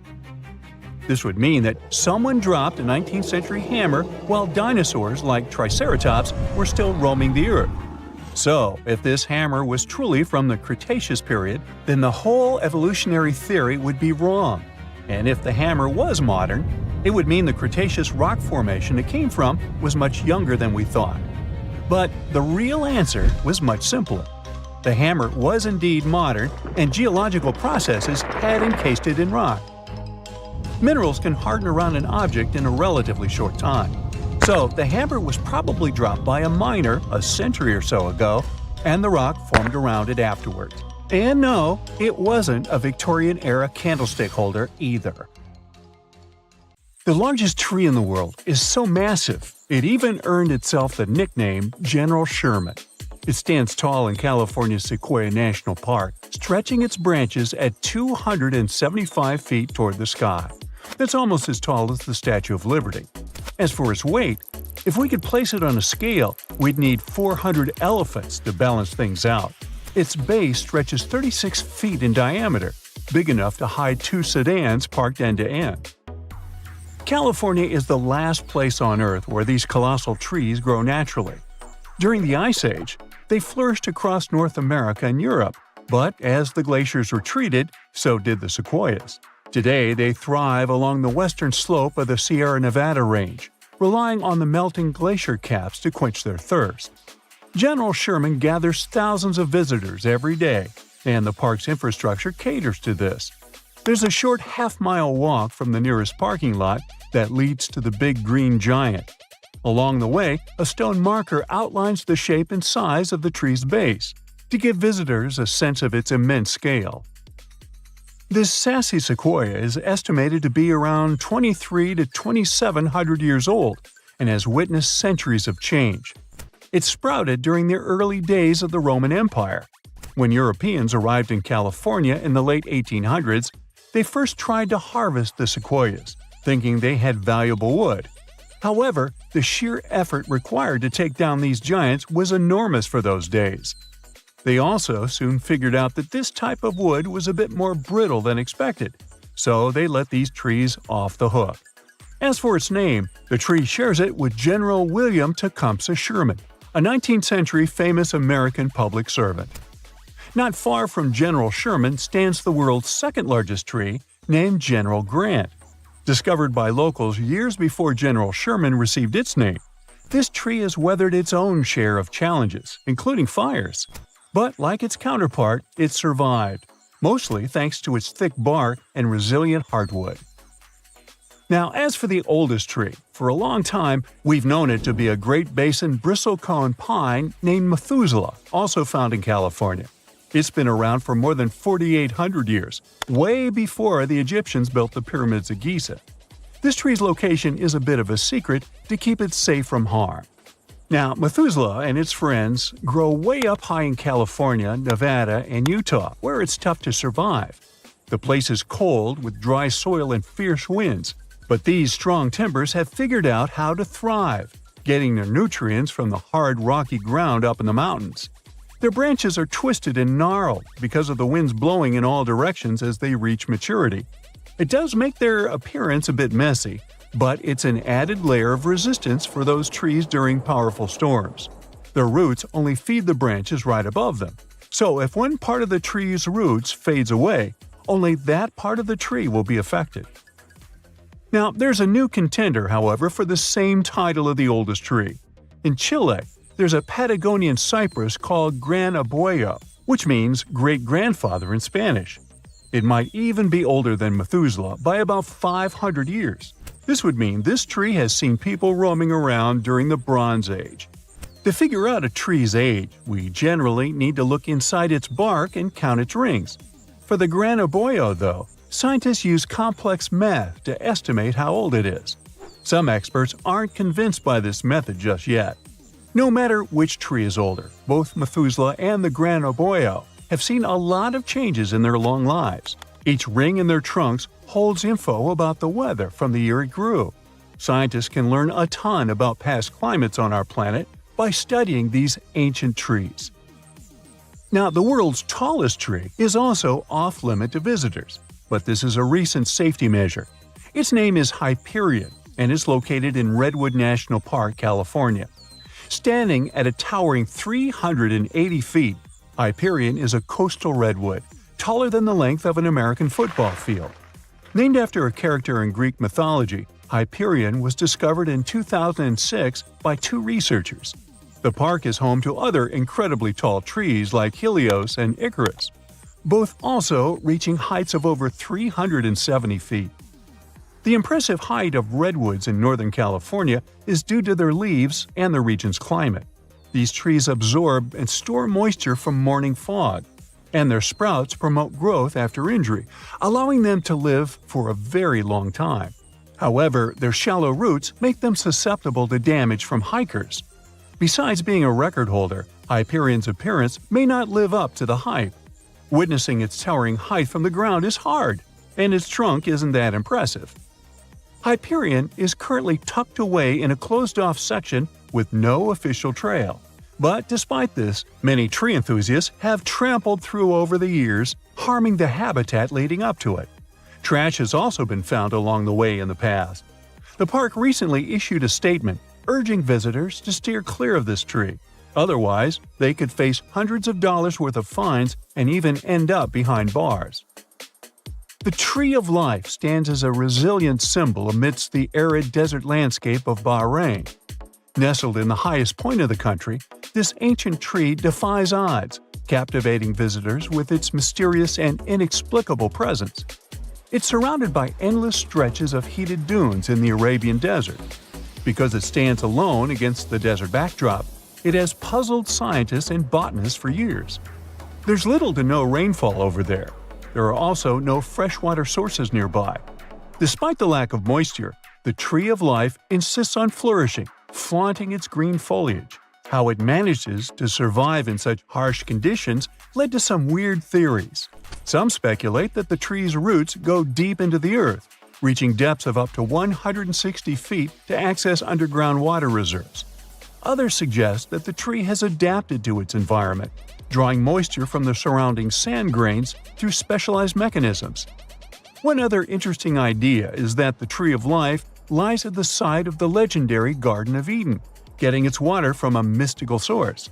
Apart from its scientific and cultural significance, the Tree of Life is an important tourist attraction for locals, luring in approximately 65,000 visitors each year.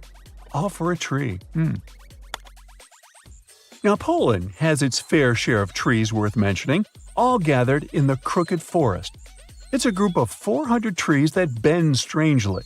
They all have a similar shape, curving sharply towards the sky in little J shapes, almost touching the ground. People have different ideas about why these trees look like that. Some think a heavy snowstorm covered them when they were young, pushing them down. Others believe the area's gravity might have affected how they grow. One interesting theory is that people who planted these trees back in the 1920s might have bent them on purpose. They wanted to use the curved shapes to expedite the furniture manufacturing process. So when the trees were about 10 years old, they interfered with their growth, making them develop in this odd shape. After the manipulation process was stopped, it left the trees in this weird position for decades. Either way, whatever happened to one tree happened to them all because they're all adjusted in the same way. So human intervention is the most likely explanation. Even though all the trees in the Crooked Forest look the same with their spooky bend, they still manage to grow tall and healthy. They've adapted to their difficult conditions, and somehow they've managed to keep growing upwards. In 1991, somewhere in the lush jungles of central Vietnam, a local logger found a mysterious hole among the foliage and bushes. He looked in there and felt a strong wind blowing into his face. Then he heard a strange sound from the cave depths and realized that it was the sound of a river. The logger didn't check the cave, but decided to go back there with a flashlight and a rope. When he returned, he couldn't find the cave anywhere. He spent a few years searching for it. Finally, in the 2000s, the logger managed to locate it again. In 2009, he brought scientists to this place. They found out the cave, called Sundong, is the largest in the world. There's so much space here that you'll hear a long echo if you shout. Sundong's main passage reaches 660 feet in height in some places, which is more than half as tall as the Empire State Building. The area of the cave is so huge that an entire New York City block with 40-story skyscrapers would fit in there. There's a deep underground labyrinth under the jungles of Vietnam, hiding 3 of the largest caves in the world, and Sindong is number 1 on this list. The vast space inside is filled with various plants, unique microclimates, and different landscapes. There's a real jungle growing underground. It became possible thanks to the collapsed ceiling in some places. It lets sunlight penetrate there from above. There are huge stalactites 250 feet high on the ceilings and walls, which is more than the length of a passenger Boeing. They've been here between hundreds of thousands and millions of years. Some limestone deposits are more than 450 million years old. It means they've existed since the time long before the dinosaurs. Besides the jungle, there are also many rivers in the cave. They were formed because of rainwater coming down from holes in the ceiling. These rivers are smooth and fast, like slides in a water park. But riding them isn't the best idea, since they can carry you into one of those long labyrinths that the cave is full of. And we still don't know where they're going. You may find yourself in another unknown part of the cave. This is what happened in 2018. 3 divers accidentally discovered new areas in Sindong. The cave turned out to be much bigger than everyone thought. They dove into one of the cave's lakes and reached a depth of 256 feet. At the bottom, they found a separate tunnel. Divers lowered a fishing line with a lead weight there and found out that this place reaches a depth of 394 feet, and the tunnel is more than half a mile long. We still don't know the exact size of the tunnel. Sindong also connects to another huge cave. There are lots of things you can see in Sindong besides underground labyrinths and rivers. You can find spacious rooms with lakes, and you can walk for hours along dark mountain corridors. This place is strikingly beautiful, but dangerous at the same time. And the coolest thing is that you can take a walk here. Since 2013, Sindong Cave has been open to tourists. It's not just an easy walk to take some selfies though. The expedition to the cave lasts for several days. For the first day and a half, you'll explore the 3rd largest cave in the world. And only after that, you'll reach Sindong. The path will take you through rivers, dense jungles, mountains, and rocks. You can meet many exotic birds, monkeys, and other animals. And according to many people, the way to the cave is even more impressive than the cave itself. When you reach your destination, you'll spend the next few days exploring Sindong. Together with other tourists, professional guides, and porters, you'll be sleeping in tents in different places in the cave every day. You'll see some stunning landscapes and, get ready for this, 400-million-year-old majestic fossils. There are also dark rooms with lakes that are good for swimming. Such adventurous expeditions become more popular every year. People who visited the cave call it the most amazing place they've ever seen. Another amazing cave is located in Indonesia, on the island of Flores. It's quite small, but holds amazing things inside. In 2003, a group of scientists discovered ancient artifacts here, including fossils of primitive tools, such as sharpened stones. Scientists realized that hundreds of thousands of years ago, this place was home to our distant ancestors. Then they found a very unusual female skeleton. That woman was only 3.5 feet tall. This is the height of the waistline of an average adult person. That woman had no problems with her spine or with the development of her bones, though. This and other skeletons found in the cave belong to some unknown human ancestors. Scientists called this species Homo floresiensis, or simply, Hobbit. The woman's weight was about 35 to 79 pounds. Analysis of the skull and bones showed she was about 30 years old. Hobbits probably lived on Earth between 190,000 and 50,000 years ago. There's a chance they met the ancestors of modern humans. The next cave is in Turkey. Imagine that you live in an old house and decide to make some repairs. You throw all the old stuff out of the rooms. The last place to sort out is your basement. You've hardly ever visited it and have no idea what's hidden there. But it's pretty spacious, so you decide to turn it into a room. You tear down the wall and discover the entrance to the cave. This is a tunnel that leads underground. You walk through the cave and see a real underground city. This happened in Turkey in 1963. One of the locals discovered a secret passage to a lost city in his basement. About 20,000 people could live there. There was enough space for livestock and food supplies. It's not just a maze of tunnels. There's a chapel, a school, stables, kitchens, walls, and other signs of civilization. The city was built in the Byzantine era, in the years 780 through 1180. It's not the only one down there and is connected to many underground tunnels and towns that stretch for several miles. Let's finish our journey in the strangest and most frightening cave. We're going to the southeast of Romania, near the Black Sea. Here, on a desolate wide plain, you can find a hole. This is a tunnel leading deep underground. The air inside the cave has high levels of hydrogen sulfide and carbon dioxide. Under normal conditions, the air we breathe contains around 20% oxygen, but it's only 10% here. You won't be able to breathe freely without an oxygen tank. The water and air here are poisoned. Almost no animals are able to live in such conditions, at least the ones we know about. And this cave is filled with 48 species of living organisms, 33 of which are new unknown species. Creeping things that live here can scare you, especially if you're afraid of bugs. Strange white snails and white spiders are crawling along the walls. An unknown species of leeches and transparent shrimp are swimming in the water. White millipedes with huge mustaches are creeping on the ground. Here you can also meet an unknown kind of scorpion with a transparent white body that doesn't look like any other kind of scorpion. Nothing here looks like ordinary animals at all. All creatures in the cave are white or transparent. They don't have eyes, but they have long paws and antennae whiskers that help to navigate in space. Plants can't live here without sunlight and clean air. This means that oxygen isn't produced in this place. So how do these creatures manage to survive? The answer is in the water. The surface of the lake and puddles here is covered with strangely moving foam. This substance is a living organism. It consists of a billion bacteria called autotrophs. Ordinary plants absorb carbon dioxide and use photosynthesis to produce oxygen.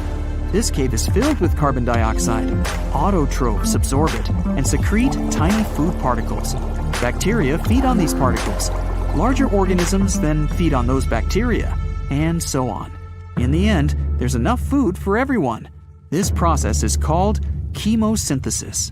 It's like photosynthesis, but uses water instead of sunlight in its chemical reactions. In this cave, evolution has created a completely unique biological system, separate from the rest of the world. It was the summer of 1949. Young geologist Vadim Kolpakov was on a mission to Siberia. His job was to draw a geological map of the area. While on duty, he came across something so mysterious and remarkable, it continued to puzzle experts decades later. Though it's now more famous as the Potomsky crater, locals had dubbed it Fire Eagle Nest, probably because it looks like a giant bird nest sitting on the hill. But what was hiding inside would be the most surprising and baffling discovery. Well, if you could get close enough to uncover its secrets. According to the locals, even wild animals are scared to go near it. Kolpakov began walking towards it slowly. From far away, it looked like a giant bird nest indeed. The closer he got, the bigger it became. The crater appeared to be fresh. It was also deserted. Trees didn't grow on the slopes of this natural structure, and the winds didn't carry enough soil to make plant growth possible. As for animals, none in sight. He climbed all the way to the top and discovered something unbelievable. It was so hot that he felt the sweat running down his forehead. It was as if he was close to a fire source. His first thought was that this thing is volcanic. When he looked down, he was met with a perfectly circular mound in the middle. The round hump in the center of the crater was around the height of your standard telephone pole. Such things don't appear in volcanoes, even in extinct ones, and there aren't any around here that link to this peculiar mount. Unable to solve the strange appearance of the bad place, Kolpakov went back home and told everyone about his discovery. What was once a local anomaly would soon become a worldwide mystery. The whole scientific community started digging and coming up with theories. A lot of experts agreed this must have been the work of a meteorite. So, they ran tests to see if a meteorite impact could create this double mound structure. The findings? The crater was likely formed by a falling, somewhat spherical object made from a dense material that could only exist in space. More experiments found that it wasn't just one object falling from space, but two. When the first meteorite hit the Earth, it exploded and formed the crater.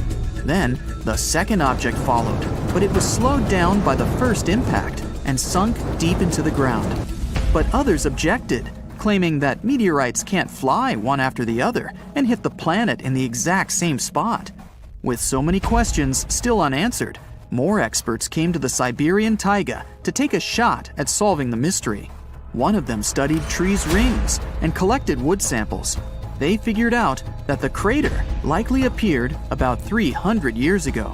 They also discovered that vegetation in this spot grew way faster than usual. After ruling out other growth-boosting factors like better soil content and more sunshine for some period, the only guess they were left with was radiation. Yes, the experts knew that when exposed to high doses of radiation, trees and plants grow faster. But the radiation levels on and around the crater were low. At some point in the last 300 years or so, there must have been radioactive material in the area. Was it a space rock? A unique type of volcano? All theories and no conclusions. Expeditions continue to this day in search of answers. In the northeast of Thailand, a family of enormous stone whales swim through a forest. These aren't real whales, of course. They're actually a part of a 75-million-year-old rock formation. A long time ago, this part of Thailand was just a desert. The movements of the Earth's crust pushed sandstone up to create these fascinating mountains. Reachable by anyone willing to spend a day hiking up the network of trails, this landmark is becoming increasingly popular with tourists. Once you reach the back of one of the whales and look down on the endless sea of green below, you'll know why. On these hikes, you'll find waterfalls, a wide variety of exotic plants and animals, and from the very top, you can even look straight across to the neighboring country of Laos. Their shapes look just like whales swimming together. No wonder this place is called Three Whale Rocks. What a way to see Thailand on the back of a giant stone whale. While digging in a Canadian mine in March 2011, a worker made a shocking discovery. They found a nearly perfectly preserved nodosaur specimen. This extinct dinosaur weighed in at around 3,000 pounds and grew to 18 feet.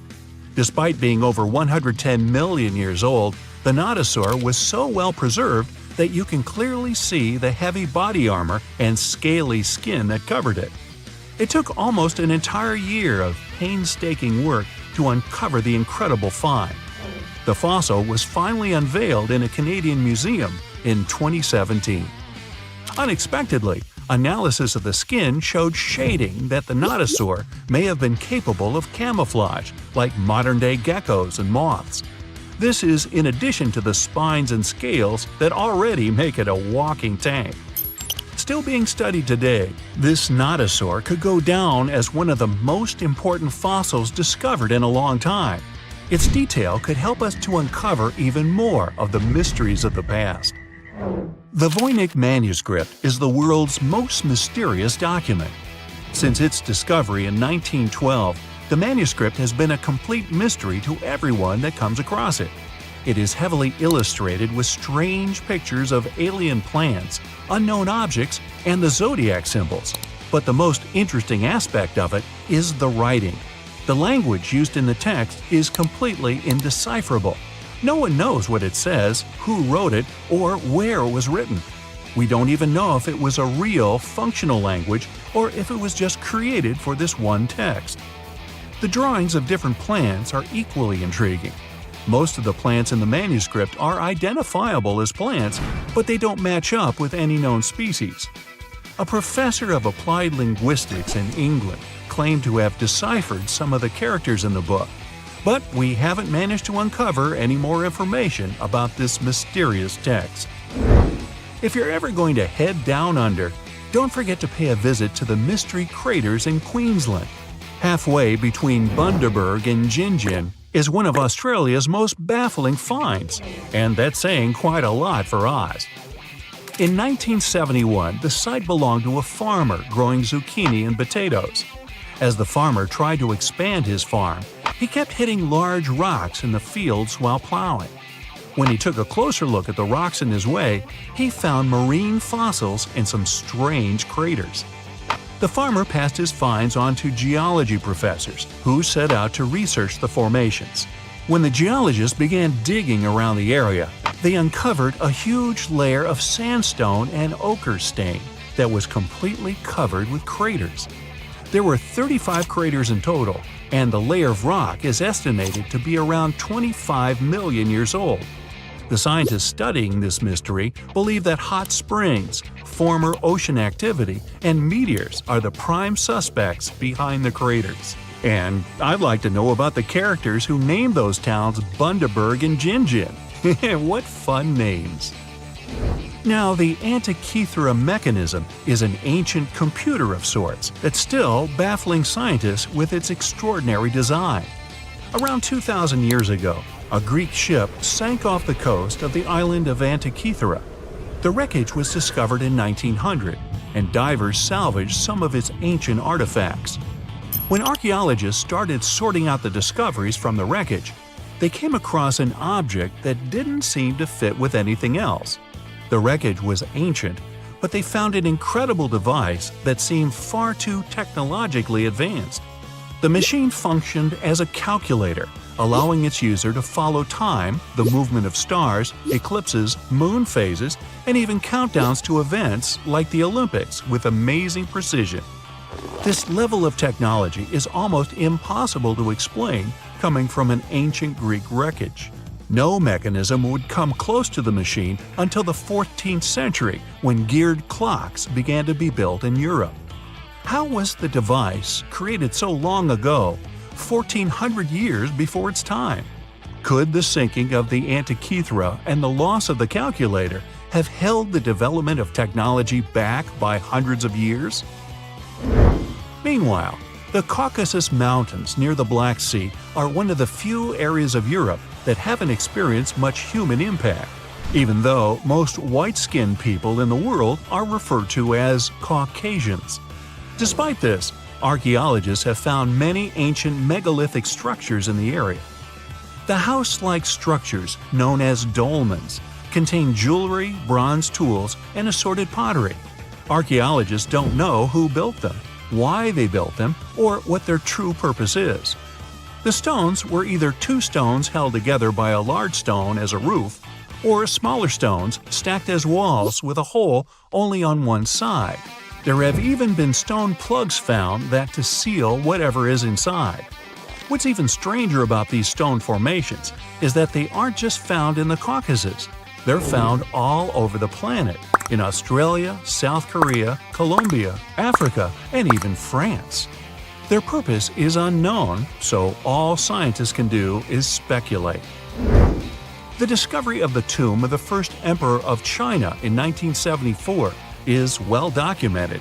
Who could forget the finding of 8,000 terracotta warriors protecting the entrance? Most of the statues are warriors, each with their own unique facial expressions.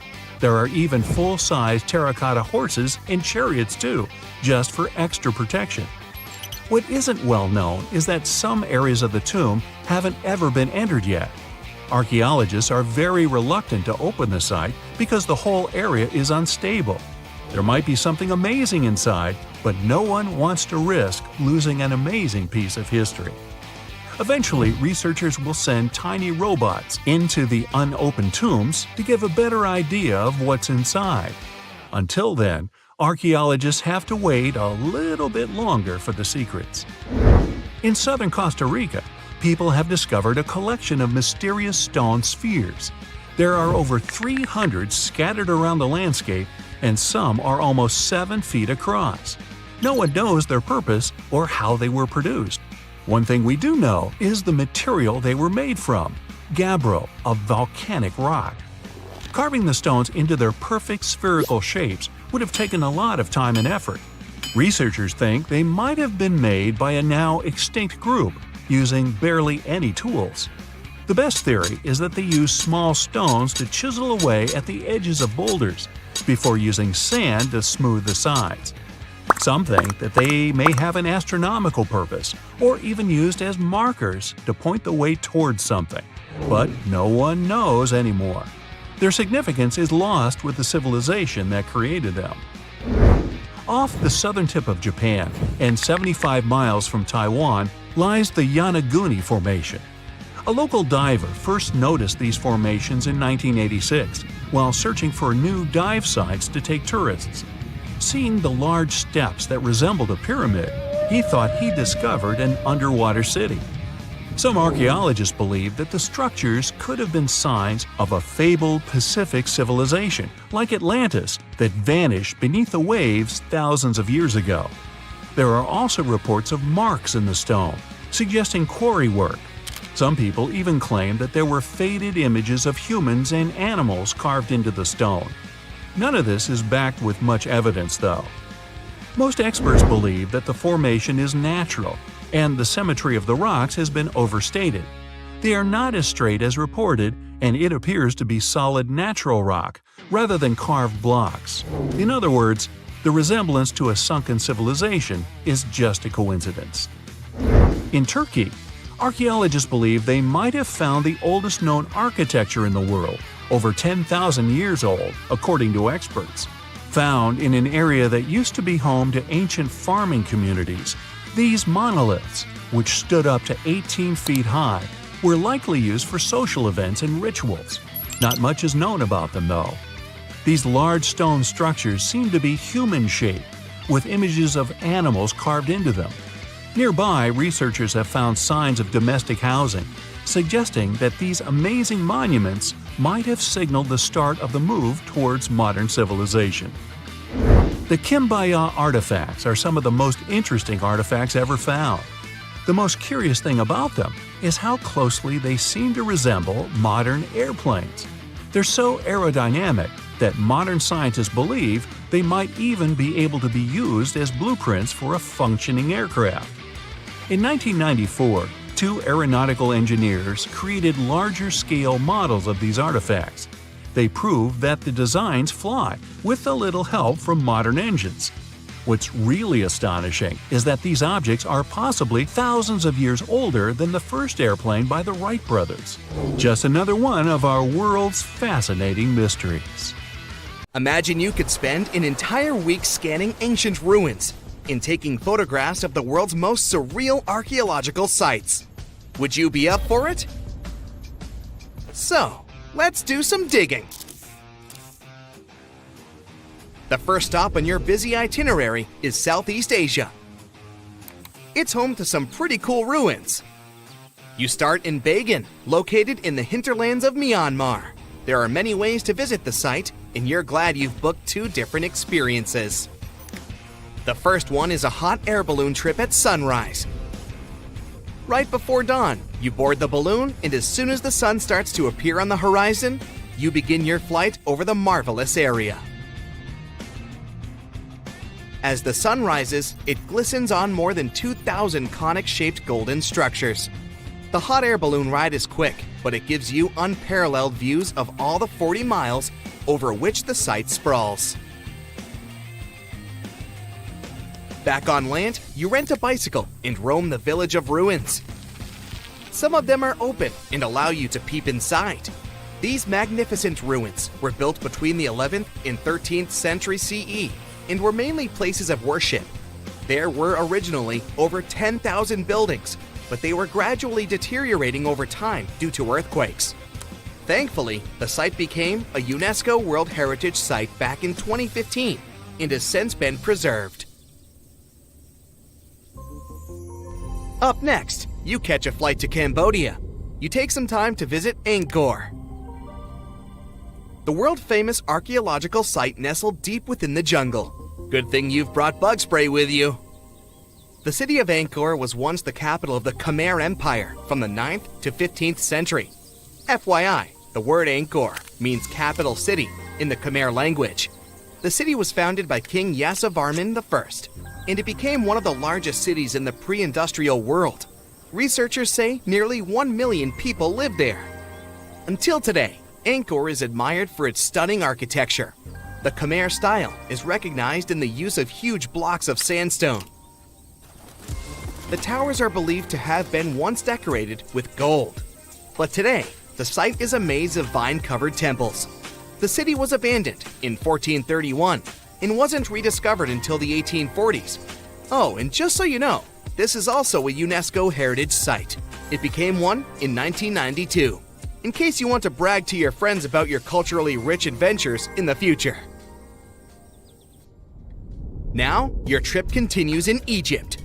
You're here to visit the Karnak Temple in the city of Luxor. You opt for the most unusual way to get to Luxor. That is, a boat ride down the Nile River.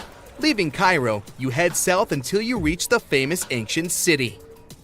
Luxor was once the capital of Egypt and a true hub of power and wealth. That is why the Karnak complex is such a great archaeological site. You choose to visit it at night, and still at the entrance, you are struck by the site's beauty. In the evening, artificial lights cast a golden glow on the temple statues and stone columns. The temple is huge and was built mainly around the 18th and 19th centuries BCE. Each Egyptian pharaoh from that period left their own architectural mark on the site. The highlight of this tour is taking a walk through the Avenue of Sphinxes and discovering the Great Hypostyle Hall. This hall is filled with towering pylons and solid sandstone columns, a true wonder. From Egypt, you head down to Jordan. Now, if you like terracotta landscapes, you've come to the right place. The city of Petra is a marvel of the ancient world. Located in Jordan's desert, the city was a commercial hub back in the 4th century BCE. The Nabateans, an Arab Bedouin tribe, lived in the so-called Rose City and thrived for many years, having accumulated a significant amount of wealth. The city was known for its innovative water management system, which made the region inhabitable. And yes, you'll catch a glimpse of its ruins on your tour. The rock-carved gate-like structure Petra is famous for what is called the Pharaoh's Treasury. It stands at the main entrance to the site and is said to have a treasure hidden beneath it. Don't forget to stand right beneath it and take one of those classic pictures for social media. Once Petra has been ticked off the list, you fly to southern Europe. More specifically, to the tip of the Italian boot. You have a day trip scheduled to visit the ruins of Pompeii.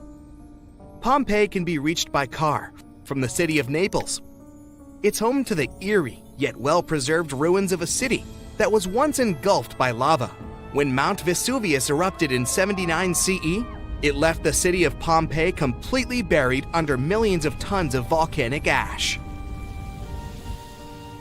The ancient city was first discovered by beneath the volcanic rock in the 16th century, but it was first cleared from debris in the 1870s.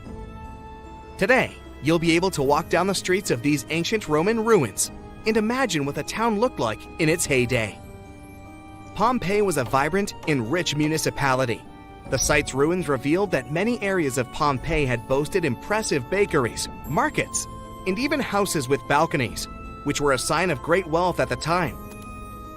And believe it or not, even some artworks survived the eruption.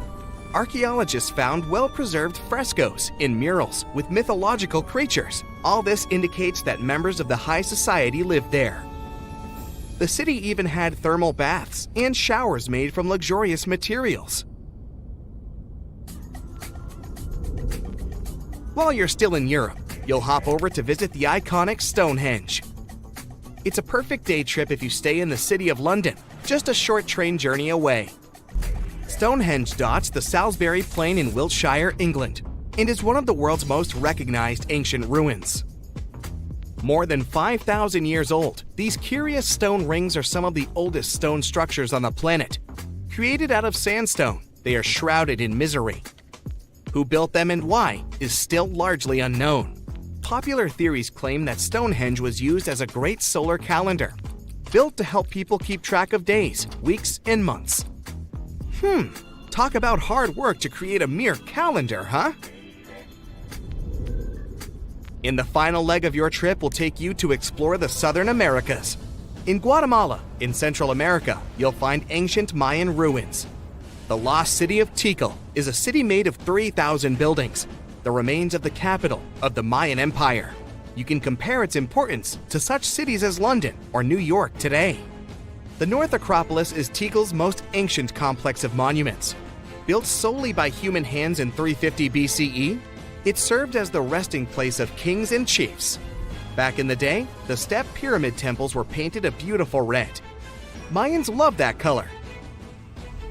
Today, of course, you'll only see the limestone. You might wonder what made such a great city turn into ruins. Well, archaeologists have no clue about the cause of Tikal's decline. Until today, this question remains unanswered. Was it a drought? Disease? Maybe we'll never know. Are you in the mood for some Mayan ruins? Chichen Itza is an archaeological site with the best preserved pyramids on Earth. Located in Mexico's Yucatan state, this Mayan city is well over 1,500 years old. At its peak, it was home to 35,000 people. The site covers 1.9 square miles and has many ruins spread throughout it. The highlight is El Castilla, a tremendous step temple, rising 80 feet above the ground. Its most peculiar feature is that it has 91 steps on each of its 4 sides, including the upper platform, which makes for 365 steps, the same as the number of days in the solar year. Phew, what an intense trip. Time to head home now and soak it all in. See you next time. You're hiking in the wilderness, looking for a safe spot to set up camp. All you can hear are leaves and branches cracking under your footsteps. Some squirrels are running up a tree over there. But suddenly, something unexpected happens. You notice something weird in the distance in between the trees. It kind of looks like a concrete structure of some sort. Weird. At this point, you're at least 20 miles deep in the woods, and there are no nearby towns or villages, as far as you know. So you decide to go off the trail with your friends to get a closer look. But as you get nearer, you realize that it's actually a 12-foot tall staircase, and it's leading to nowhere. What's it doing there in the middle of literally nowhere? And it doesn't even lead to anything. You put on your Sherlock Holmes cap and investigate. So maybe there used to be an old house or mansion here that collapsed over the years, and the only thing left is this staircase. But weirdly enough, after circling the bizarre structure, you realize there's no trace of any ruins or even foundations. It's like someone just sliced a staircase off their house, cake style, and plopped it here for no reason. Okay. You and your friends aren't really into getting a whole lot closer. Something feels wrong. The longer you look at this weird structure, the more you feel a super creepy presence. Something tells you you should probably leave the area as fast as possible. You can't explain the feeling or take your eyes off the creepy staircase. You take out your phone and snap some pictures. Then, after a lot of hesitation, you take a few steps closer and notice that the stairs don't seem to be all that ancient, a few decades old at best. There's moss growing out from some cracks. Your friends have had enough. They ditch you and run back off to the trail, leaving you alone on the staircase. You put your foot carefully on the first step. Wham! Adrenaline rush. As you ascend to the top, someone touches your shoulder. You jump and turn around. All you see is black. As weird as this sounds, discoveries of random staircases illogically found in the woods are surprisingly common. Some are made of wood, others are bricks or stones. Some look ancient, while others look like they were finished yesterday. The one thing they all have in common, they all lead to absolutely nowhere, and they're all found in super mysterious locations. One of the most famous ones is in Chesterfield, New Hampshire, a long medieval-looking staircase made of stones with Roman arches in the middle of the woods. It's believed to have been part of Madame Antoinette Sherry's castle. She was a big singer back in Paris. The castle dates back about 100 years, and it was later discovered again in 1962. This time, there was nothing but a staircase. Another mysterious ancient staircase dates back to 9,000 years ago. It's in a forest in Italy. It looks like a series of stairs that led to a tiny platform at the top. Why go through all the trouble of building the thing if it leads to nowhere? Well, some experts think it could have been some sort of ritual tower, but your guess is as good as theirs.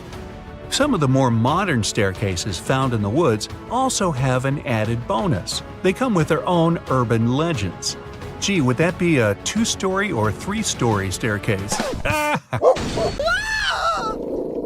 One of the most popular stories comes from the Philippines, where a forest ranger called Torkik allegedly went out on one of his routine patrols to look for missing people deep in the local jungle. That's where he claims he found some seriously out-of-place stone staircases. They even had weird markings on them. To get a better look at what was around him, he decided to climb up one of them. Just then, he was approached by a vicious stray dog that forced him further up the stairs. A few hours later, he came back to the village.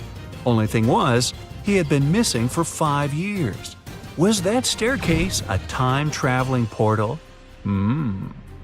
Another account allegedly dates back to the 1940s, around the time of the Roswell UFO mystery. A man who claimed to be a scientist was sent to assist in investigating one of the many animal-related cases that kept popping up. Little did he know, this 1 to 2 week investigation would end up lasting 6 months. His team encountered a random wooden staircase in the woods that seemed to emit some type of frequency. They camped around 100 feet from it that night, but the next morning, it vanished. All that was left was a black burn mark where the staircase was. 2 days later, it reappeared out of nowhere, 160 feet from its original location. The team wanted to get a sample of the wood to send it off to the lab. There was one problem. No matter how hard they tried, it was impossible to chip off a piece. The wood from the staircase was apparently indestructible.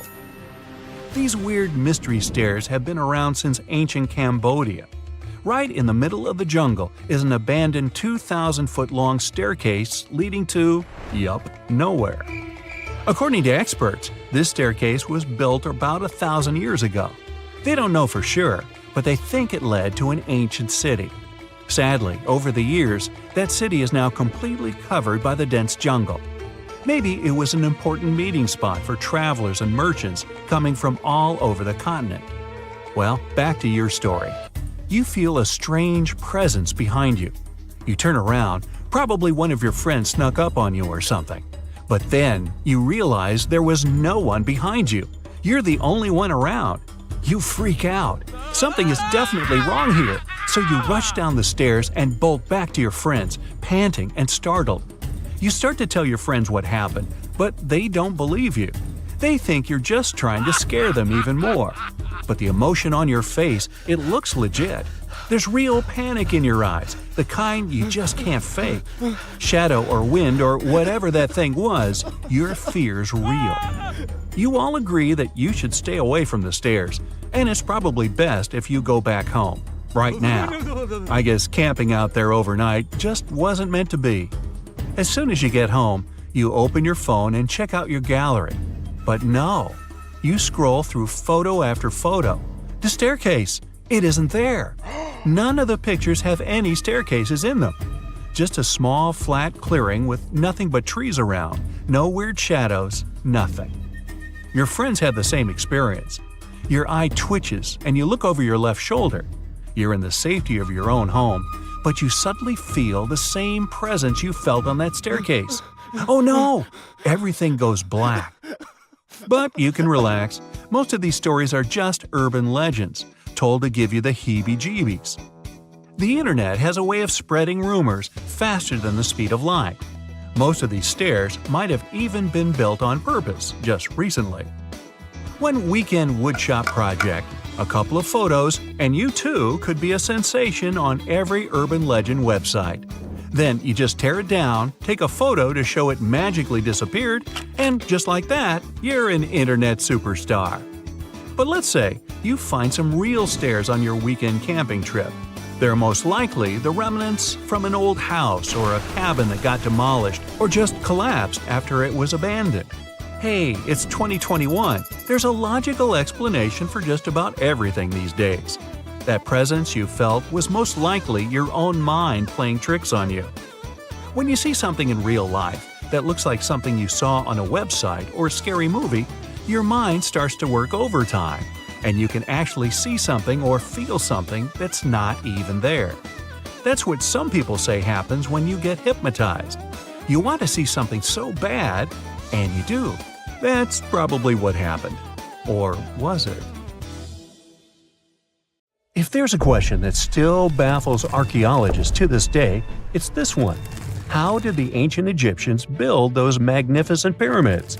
As far as we know today, their resources were quite limited, especially in terms of tools and building materials. We still don't have a fully satisfying answer, but hey, we've got some pretty amazing theories worth considering. The leading contender among these theories involves the clever Egyptians employing a sneaky strategy. Now picture this. They constructed a slanted and curving mound made of bricks, earth, and sand encircling the pyramid to be. As the pyramid grew taller and taller, they simply increased the height and length of this wacky structure. It's like they were playing an ancient game of Jenga. Now, how did they get those massive stone blocks up there? Well, according to the legendary ancient Greek historian Herodotus, they used sleds, rollers, and levers. It sounds like they turned construction into a supersized game of tug-of-war. And guess what? Herodotus also claimed that the Great Pyramid, the one from Giza, the granddaddy of them all, took a whopping 20 years to build. There's more. Herodotus also dropped a mind-boggling number on us. 100,000 men were supposedly involved in this pyramid extravaganza. Did they hire the entire Egyptian population? Well, it might not be as far-fetched as it sounds. These men were probably mostly farmers, so they probably focused on the pyramids when there wasn't much work to be done in the fields. Like during the flood season of the Nile River. Obviously, specialists in the archaeological community had something to add to this theory. By the late 20th century, they discovered some evidence that suggests the workforce might have been smaller and more permanent than previously thought. Instead of a massive army of 100,000 pyramid builders, they proposed that a modest crew of around 20,000 workers, accompanied by support personnel like bakers, physicians, and even spiritual leaders, could have gotten the job done.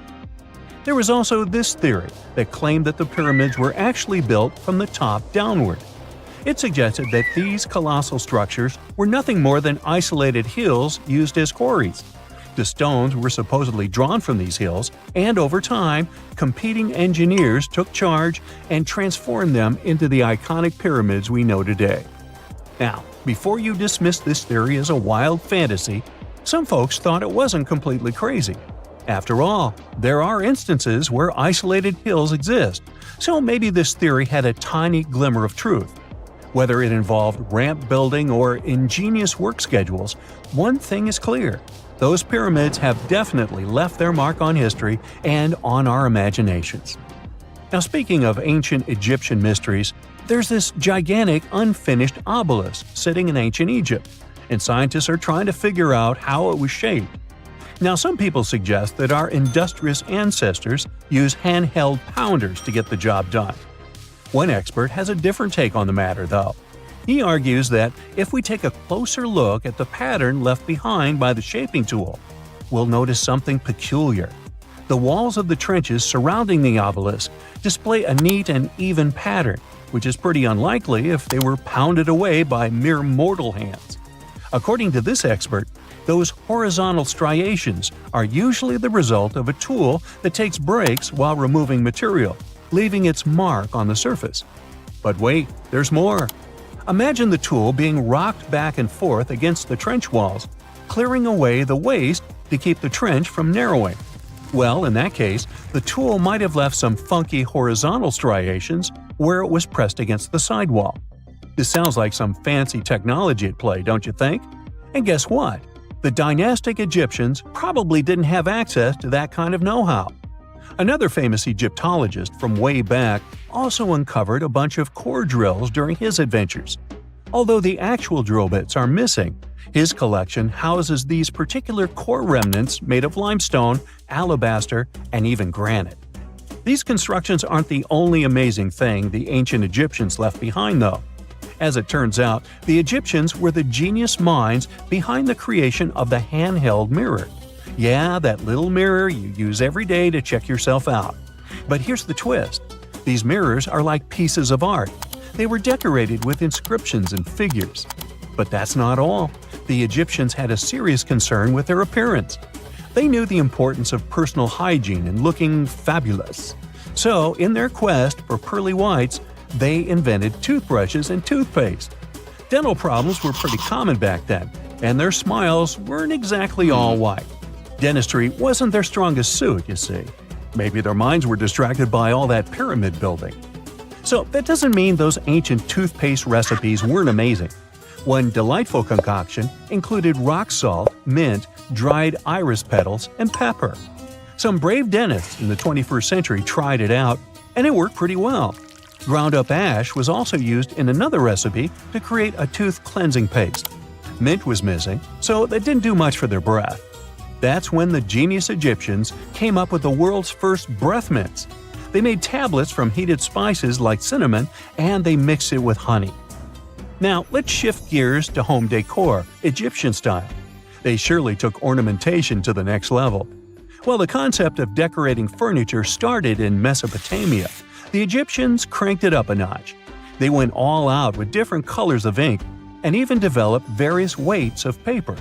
Oh, and let's not forget about those cute little area rugs we all have in our homes today. Guess who came up with the idea?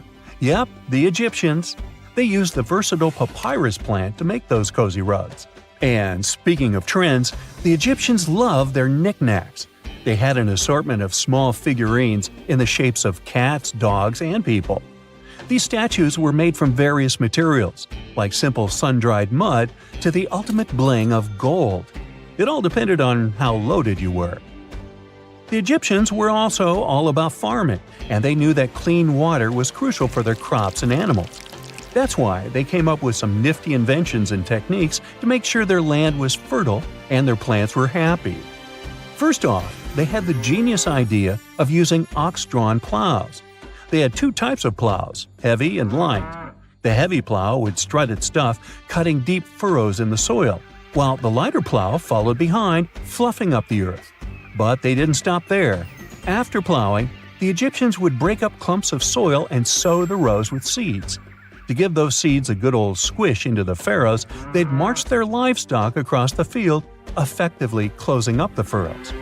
But hey, all that hard work would be pointless if their seeds were as dry as the Sahara. That's where irrigation comes into play. The Egyptians were so good at it that other cultures, like the Greeks and Romans, couldn't help but copy their techniques. Now let's switch gears and talk about the marvelous architecture of ancient Egypt. These folks weren't just skilled farmers, they were also architectural maestros. They built these fancy canals to carry water to farms and villages, and boy, did they know how to make those canals look pretty. Just imagine strolling along a canal lined with ornate structures. The pharaoh Ramesses the Great was quite the overachiever when it came to construction. One of his mind-blowing creations was the construction located at Abu Simbel. This building was designed so that twice a year, the sun would shine directly into it and illuminate the statues of Ramesses. And let's not forget about the corbelled arch. Without this architectural gem, we'd be missing out on some mind-boggling structures like the Great Pyramid. The Egyptians knew how to make things stand tall and proud, thanks to their engineering and construction wizardry. They built grand halls and inner sanctums that make your jaw drop. And some of these temples doubled as astronomical observatories. The year is 1923. Two teenagers sneak out of their homes in the middle of the night in Florida City. Rumor had it that an old man was building a rock castle by himself. But every time someone tried to see what the old man was doing, he would stop working. The curious teens managed to sneak into Ed's backyard and saw something they could later describe as magic. They recalled seeing rocks moving around like helium balloons. The old man was moving up to 30 tons of stone by himself to build his castle. Even if he didn't allow anyone to see him working, he would proudly talk about it around the town. But whenever people asked how he was building a stone castle all on his own, he simply answered, "I cracked the secret of the pyramids." This story begins in Latvia, Edward Leedskalnin's home country. Edward was born in a small village on January 12, 1887. He was born in a family of stonemasons, which is probably where he learned ancient techniques of building. However, he grew up as a sickly boy, which meant he could never carry much weight or undergo heavy physical activity. At the age of 26, an unfortunate turn of events determined Ed's fate. The love of his life broke off their engagement, and heartbroken Ed decided to move to the United States. He lived in a couple of American states before finally moving to Florida, where his life's adventure started. Ed spent years searching for the right spot of land to build his dream house. He always rejected good farmland. When people wondered why, he only smiled. Finally, when he bought land of his own, it was deemed terrible by his close friends. The soil was bedrock. He could neither plow nor farm it, but it seemed perfect for what he was seeking to build. Ed's close friends would often describe him as eccentric. When asked why he wanted to build a house, he would only say, "It's for my sweet 16. Someday she's coming back." Then, he changed the topic of the conversation. It took Ed about 30 years to finish Coral Castle, and he did it all by himself. He would only work under the cloak of night and never let anyone see what he was doing. The completed Coral Castle embodies a number of unsolved mysteries. If you were to visit the site back then, you'd have to go through a 9-ton, 8-foot-tall revolving gate door that even a kid could push with just one finger. Ed was so proud of this door that he originally named the site Rock Gate Park. It was renamed Coral Castle only much later, after Ed's passing. Once inside, visitors would access the incredible wonders of Ed's constructions: towers, mystic symbols, furniture, and swing sets, all made entirely of monolithic blocks of stone. The stones are set on top of each other, using only their weight to keep them together. And believe it or not, the entire park gathers around 1,100 tons of stone. Today, if you visit Ed's living quarters, you'll even see the simple instruments he used to construct all of this: chisels, hammers, ropes, and pulleys. The type of work he did is difficult even with modern-day equipment, let alone without it. Coral Castle's main mystery lies in how Ed managed to do it. The only photograph of Ed Leedskalnin at work shows a simple leverage structure of a chain hoist attached to a wooden tripod. The tripod was made of old telephone poles with a small wooden box on top. What was in the box is, of course, a mystery. Unfortunately, he took his secrets with him, not sharing the truth of his work with anyone else.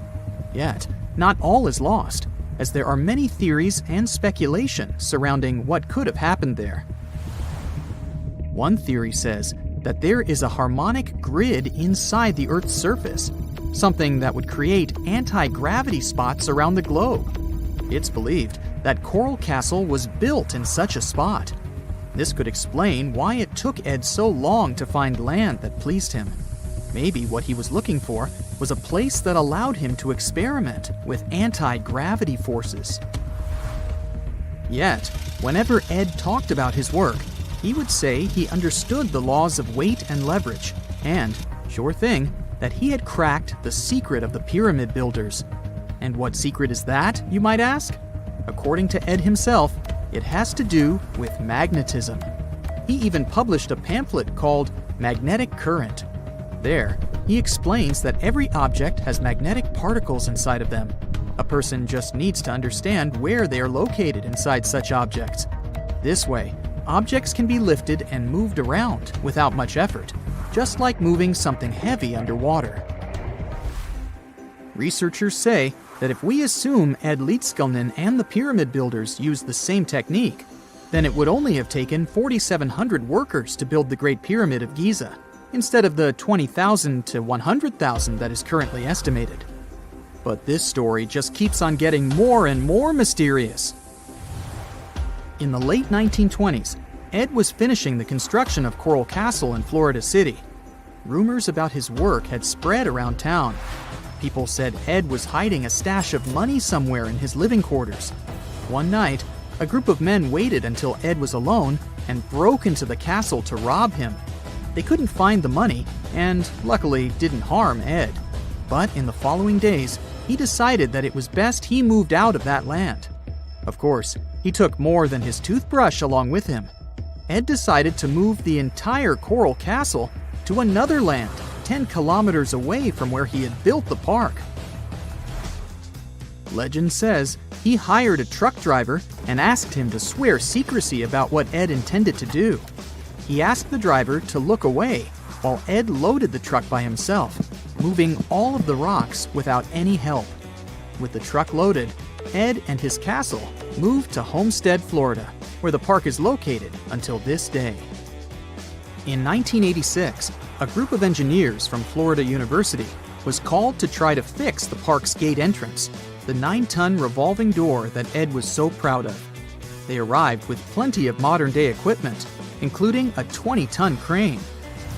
When the engineers took the door down, they noticed that Ed had used a strange circular stone at the bottom of the revolving door. The engineers couldn't understand how this frisbee-sized rock could withstand 9 tons of weight without breaking into pieces. They sent the rock to the geology department at the University of Florida, but the geologists simply returned the rock, saying they couldn't find a match of this rock in their databases. They couldn't determine its origin. The engineers put the 9-ton gate back into place, trying to use other techniques. At first, it didn't work without the base rock Ed had originally used. So, they had to cut the gate rock to make it work as a revolving door once again, proving that modern-day technology couldn't replicate what Ed had done single-handedly. Fast forward to 2011, and another man claimed to have cracked the code of the pyramid builders and Ed Leedskalnin himself. Wally Wallington, a retired construction worker from Lapeer County, Michigan, has managed to build using similar techniques to those used by Ed. Wallington is known for having built his personal Stonehenge in Michigan. He is said to have used simple machines, such as levers and counterweights, moving around multi-thousand-pound concrete blocks. Unlike Ed, Wallington has shared his techniques with the public. Multiple videos are showing the clever engineering he built from very simple materials. It sure is impressive. The man has moved his entire barn into another property just with the help of simple tools. However, there is no way to prove that these were the same techniques used to build Coral Castle. To this day, the secrets of Coral Castle haven't been unraveled. But hey, we can always keep trying to solve it. You have heard about Nikola Tesla. You have definitely heard about the Great Pyramids in Egypt. But what if I told you that Tesla may have probably uncovered the ancient mysteries surrounding the pyramids? Wait, what? Is this a crossover episode? Nope. It's highly probable that the secrets of the pyramids are hidden in plain sight. But first, let's recap what we know about the pyramids. What's so mysterious about them? I mean, they are just old quirky buildings, aren't they? One of the biggest questions is how they were built. Some people think that the pyramids were created by people using only their hands and muscles. But others think that there might have been some kind of crazy energy source that we don't know about yet. Like, what if aliens helped out or something? Just kidding. But this idea of some unknown energy source being used to build the pyramids has been around for ages. Even in old texts, like the pyramid texts, it talks about how the gods gave us something to build a great power. So maybe there was something really powerful and mysterious going on back then? Who knows? Back in the early 1900s, he got obsessed with the Great Pyramids of Egypt. He read numerous books about these ancient structures and was blown away by how much energy they seemed to have. At that time, not many people knew much about electricity, and Tesla started to wonder if there was some kind of advanced tech hidden in the pyramids. He had an idea that the power of the pyramids had to do with electromagnetism, and he put a lot of time and effort into trying to figure out the mystery. Tesla had some pretty unusual theories about the Great Pyramids. He thought that they could actually store and move electricity, which could then be used to power up the areas around them. He also had this theory that the pyramids were built using some kind of crystal energy. He believed that the chambers inside the pyramids could have these super powerful crystals that could control the electromagnetic fields. But that's not all. Tesla also had this idea that the materials used to make the pyramids had properties that allowed them to trap energy from the sun and the moon. And not just a little bit of energy. He thought that the pyramid could actually create this massive energy field that could light up whole cities or even brighten up dark places. He thought that the pyramids could be used as giant power plants to generate electricity and run machines. Tesla even believed that the pyramids were somehow linked to cosmic energy, which could be used for spiritual enlightenment and healing. How very new age of him. Anyway, Tesla wasn't just pulling these ideas out of thin air. He was seriously into studying everything he could about the pyramids, from ancient artifacts and texts to hieroglyphs and drawings. And he came up with this idea that the pyramids were designed to be energy amplifiers, and some kind of unknown energy source was used during their construction. Some people thought Tesla was eccentric for coming up with these theories, but his ideas have actually had a huge impact on the way we think about the pyramids today. Researchers and scholars have been digging into his theories for years and using them to uncover some of the biggest mysteries surrounding these ancient structures. For example, recently scientists have used theoretical physics to investigate how the Great Pyramid of Egypt would react to certain radio waves. They found out that if the radio waves were a certain length, the pyramid could concentrate the energy inside its rooms and focus it under its base. The scientists did lots of calculations to figure this out. They first thought about what radio wavelengths would work best. Then they made a model of how the pyramid would react to the waves. They figured out how much of the energy from the waves would get absorbed or spread out. Lastly, they checked how the energy would move around inside the pyramid when the waves hit it. To help explain all of this, the scientists used something called multipole analysis. This is when you take a complicated object and break it down into simpler parts. Then you can see how each part interacts with the energy that's coming in. It's like taking apart a puzzle to see how each piece fits together. The researchers are interested in how all of this can be used in the future. They want to make really tiny particles that can do the same thing as the pyramid, but with light. By changing the size, shape, and the material of these particles, they can control how the light moves around them. This can be really useful for things like making tiny sensors or super efficient solar cells. The scientists had to make some guesses when they were doing their research. They assumed that there weren't any hidden spaces inside the pyramid, and that the material used to build it was all the same. But even with these guesses, they still made some pretty impressive discoveries. But the pyramid study is not the only proof that Tesla was ahead of his time. There are more Tesla's projects that seemed unrealistic at the time, but that scientists and enthusiasts reevaluate and try to implement today. Let's talk about Tesla's most ambitious project, the Wardenclyffe Transmission Tower.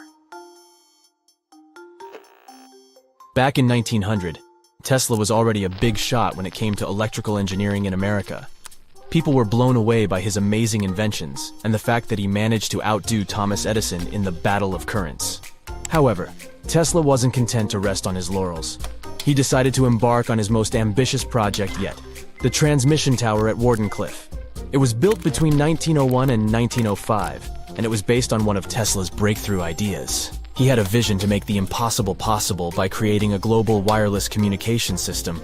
It would use Earth itself as a conductor, transmitting music, news, stock market reports, secured military communications, and even facsimile images. Does it sound familiar? Right, it sounds just like the internet that we use today, only without the use of any wires. But Tesla had a much bigger dream in mind, to transmit power wirelessly. He already proved that high-frequency signals could be sent without any wires using his Tesla coil transformers, and this sparked his obsession with wireless energy transmission. His vision was to not only transform the way we communicate, but also to find a way to transfer power currents globally by tapping into the Earth's natural energy. Tesla believed that there was an abundance of free energy all around us that could be used for humanity's benefit. In 1899, he conducted some top-secret experiments and got convinced that it was possible to transmit electrical power through the Earth's upper atmosphere. This is actually how the Wardenclyffe Tower was created. It was supposed to be the prototype station for a network of towers all over the globe that would provide the whole world with wireless energy. Unfortunately, Tesla didn't have the resources or the patience of his investors to bring this project to fruition. It ran into all sorts of financial problems and roadblocks, and in 1917, the unfinished tower was finally torn down for scrap metal to pay off Tesla's mounting debts. Now it remains a sad reminder that even the greatest minds can sometimes fall short of their dreams. The original red brick laboratory, however, is still there, and it is the only Tesla lab that has survived. Fun fact, in 2017, a film crew made a crazy discovery. They used ground-penetrating radar to explore the area around Wardenclyffe, and they found a whole series of tunnels stretching for hundreds of feet underneath the site. Nobody knows exactly what these tunnels were used for, but people have been speculating for years that they were part of Tesla's grand plan. Wardenclyffe, of course, is a major landmark for Tesla enthusiasts from all over the world. Who knows? Maybe someone will finally crack the mystery of the tunnels one day. But even if they don't, the legacy of Tesla and his amazing ideas lives on. Imagine working 7 days a week on a large-scale construction site. You, along with thousands of others, carry millions of stone blocks and put them on top of each other according to a complex system. You work without modern construction equipment. You have no air conditioning or constant access to water. It's so hot outside that you can fry eggs on the road. You've been building the pyramid for decades, and now, when it's finally done, you enjoy the result of the colossal work of thousands of people. You're looking at a giant cultural monument of global value that will freeze in time and amaze people for tens of thousands of years. A few thousand years have passed. People in the 21st century see the pyramids and are like, wow, I can't believe humans have built this. Yeah, the people who built the pyramids wouldn't have appreciated such a theory. But actually, there are reasons to believe that people built it using some fantastic technology. From the outside, it seems the Great Pyramids are just big triangles of stone. People just put some heavy blocks on top of each other, and that's it. In fact, the design seems too perfect to be true. The pyramid consists of more than 2 million blocks. They lay so close to each other and are so even that you couldn't squeeze even a thin sheet of paper between them. Scientists still can't figure out the exact technology for building the Egyptian pyramids. One of the biggest and most famous is the Great Pyramid of Giza. This huge construction, well known all over the world, has one big secret. There should be a capstone on top of the pyramid. It's a triangular-shaped stone block, a small pyramid on top of a huge one.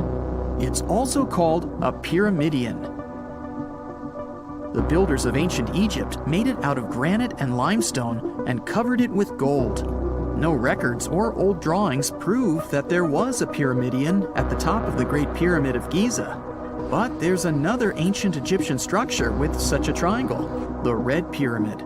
It was built before the Great One, and its capstone has survived to this day.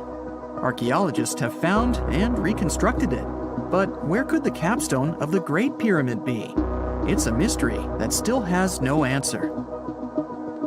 Some are sure that some thieves have stolen it from the top.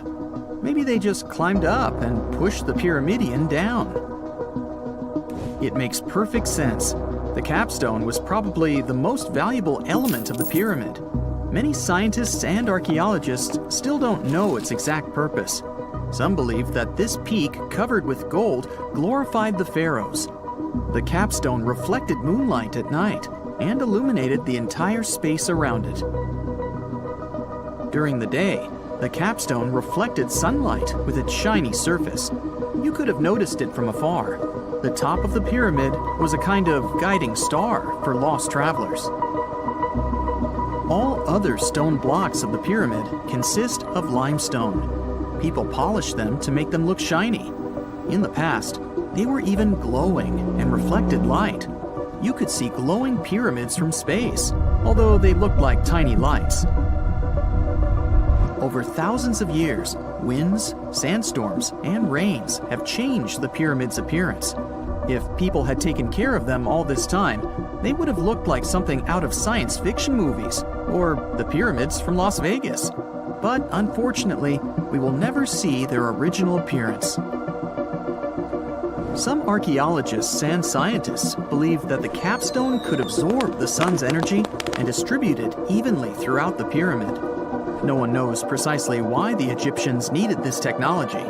There's a theory the pyramids are ancient energy systems. The pharaohs applied this energy to use some unique technologies that were more advanced than all the achievements of the 21st century. And the triangular shape of the pyramids was ideal for boosting this electromagnetic energy. In theory, solar radiation, or electromagnetic forces, accumulated at the top of the pyramid, filled the inner rooms, and then went down the walls to the base.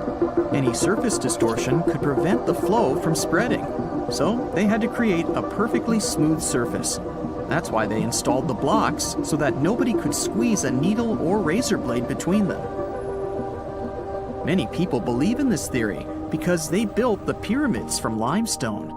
This material can hold energy inside itself. In the inner part, they created granite deposits to cause air ionization, that is, to create an electric charge. They also dug channels under the pyramid for water to transmit electricity. And at the top, they put a gold capstone, the best conductor of electricity. So, this is how you get a great power generator. Different cultures used similar technologies to create electricity all over the world. But these are all theories. If it had been working, humanity would have used these technologies today. There are mentions of the metal industry, chemistry, engineering, physics, mathematics, and astronomy in some ancient records. Most scientists don't believe in all these things. We know the detailed stages of the technology's development in different cultures. In the 21st century, scientists, historians, and anthropologists can track the evolution of all modern devices.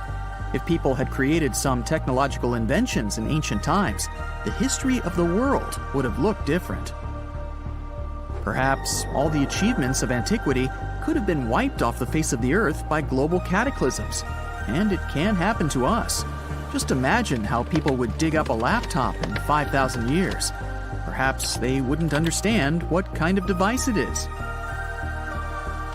Another Egyptian wonder surrounded by mystery is the statue of the Sphinx. The Egyptians carved it out of a single massive piece of limestone about 4.5 thousand years ago.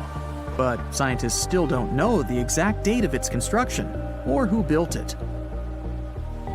People painted the Sphinx in different colors, so it looked much brighter and more vivid in the distant past. It was shining just like the Great Pyramids. Anyway, time hasn't only changed its appearance, but its name too. Initially, the Egyptians called it Hor-Mekhet. The Greeks renamed it the Sphinx about a few hundred years after it had been built. The Sphinx emphasized the greatness of the rulers of Egypt. It also performed a symbolic function of a watchdog guarding the tomb of the pharaoh and the paths leading to it. This version sounds realistic, since archaeologists have discovered many secret entrances at the foot of the Sphinx.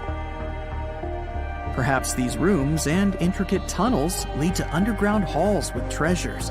And treasures don't always mean gold and jewelry. According to legends and theories, the Sphinx guards the Hall of Records, the storage of all humankind's knowledge. The information about the ancient mythical state of Atlantis could be there.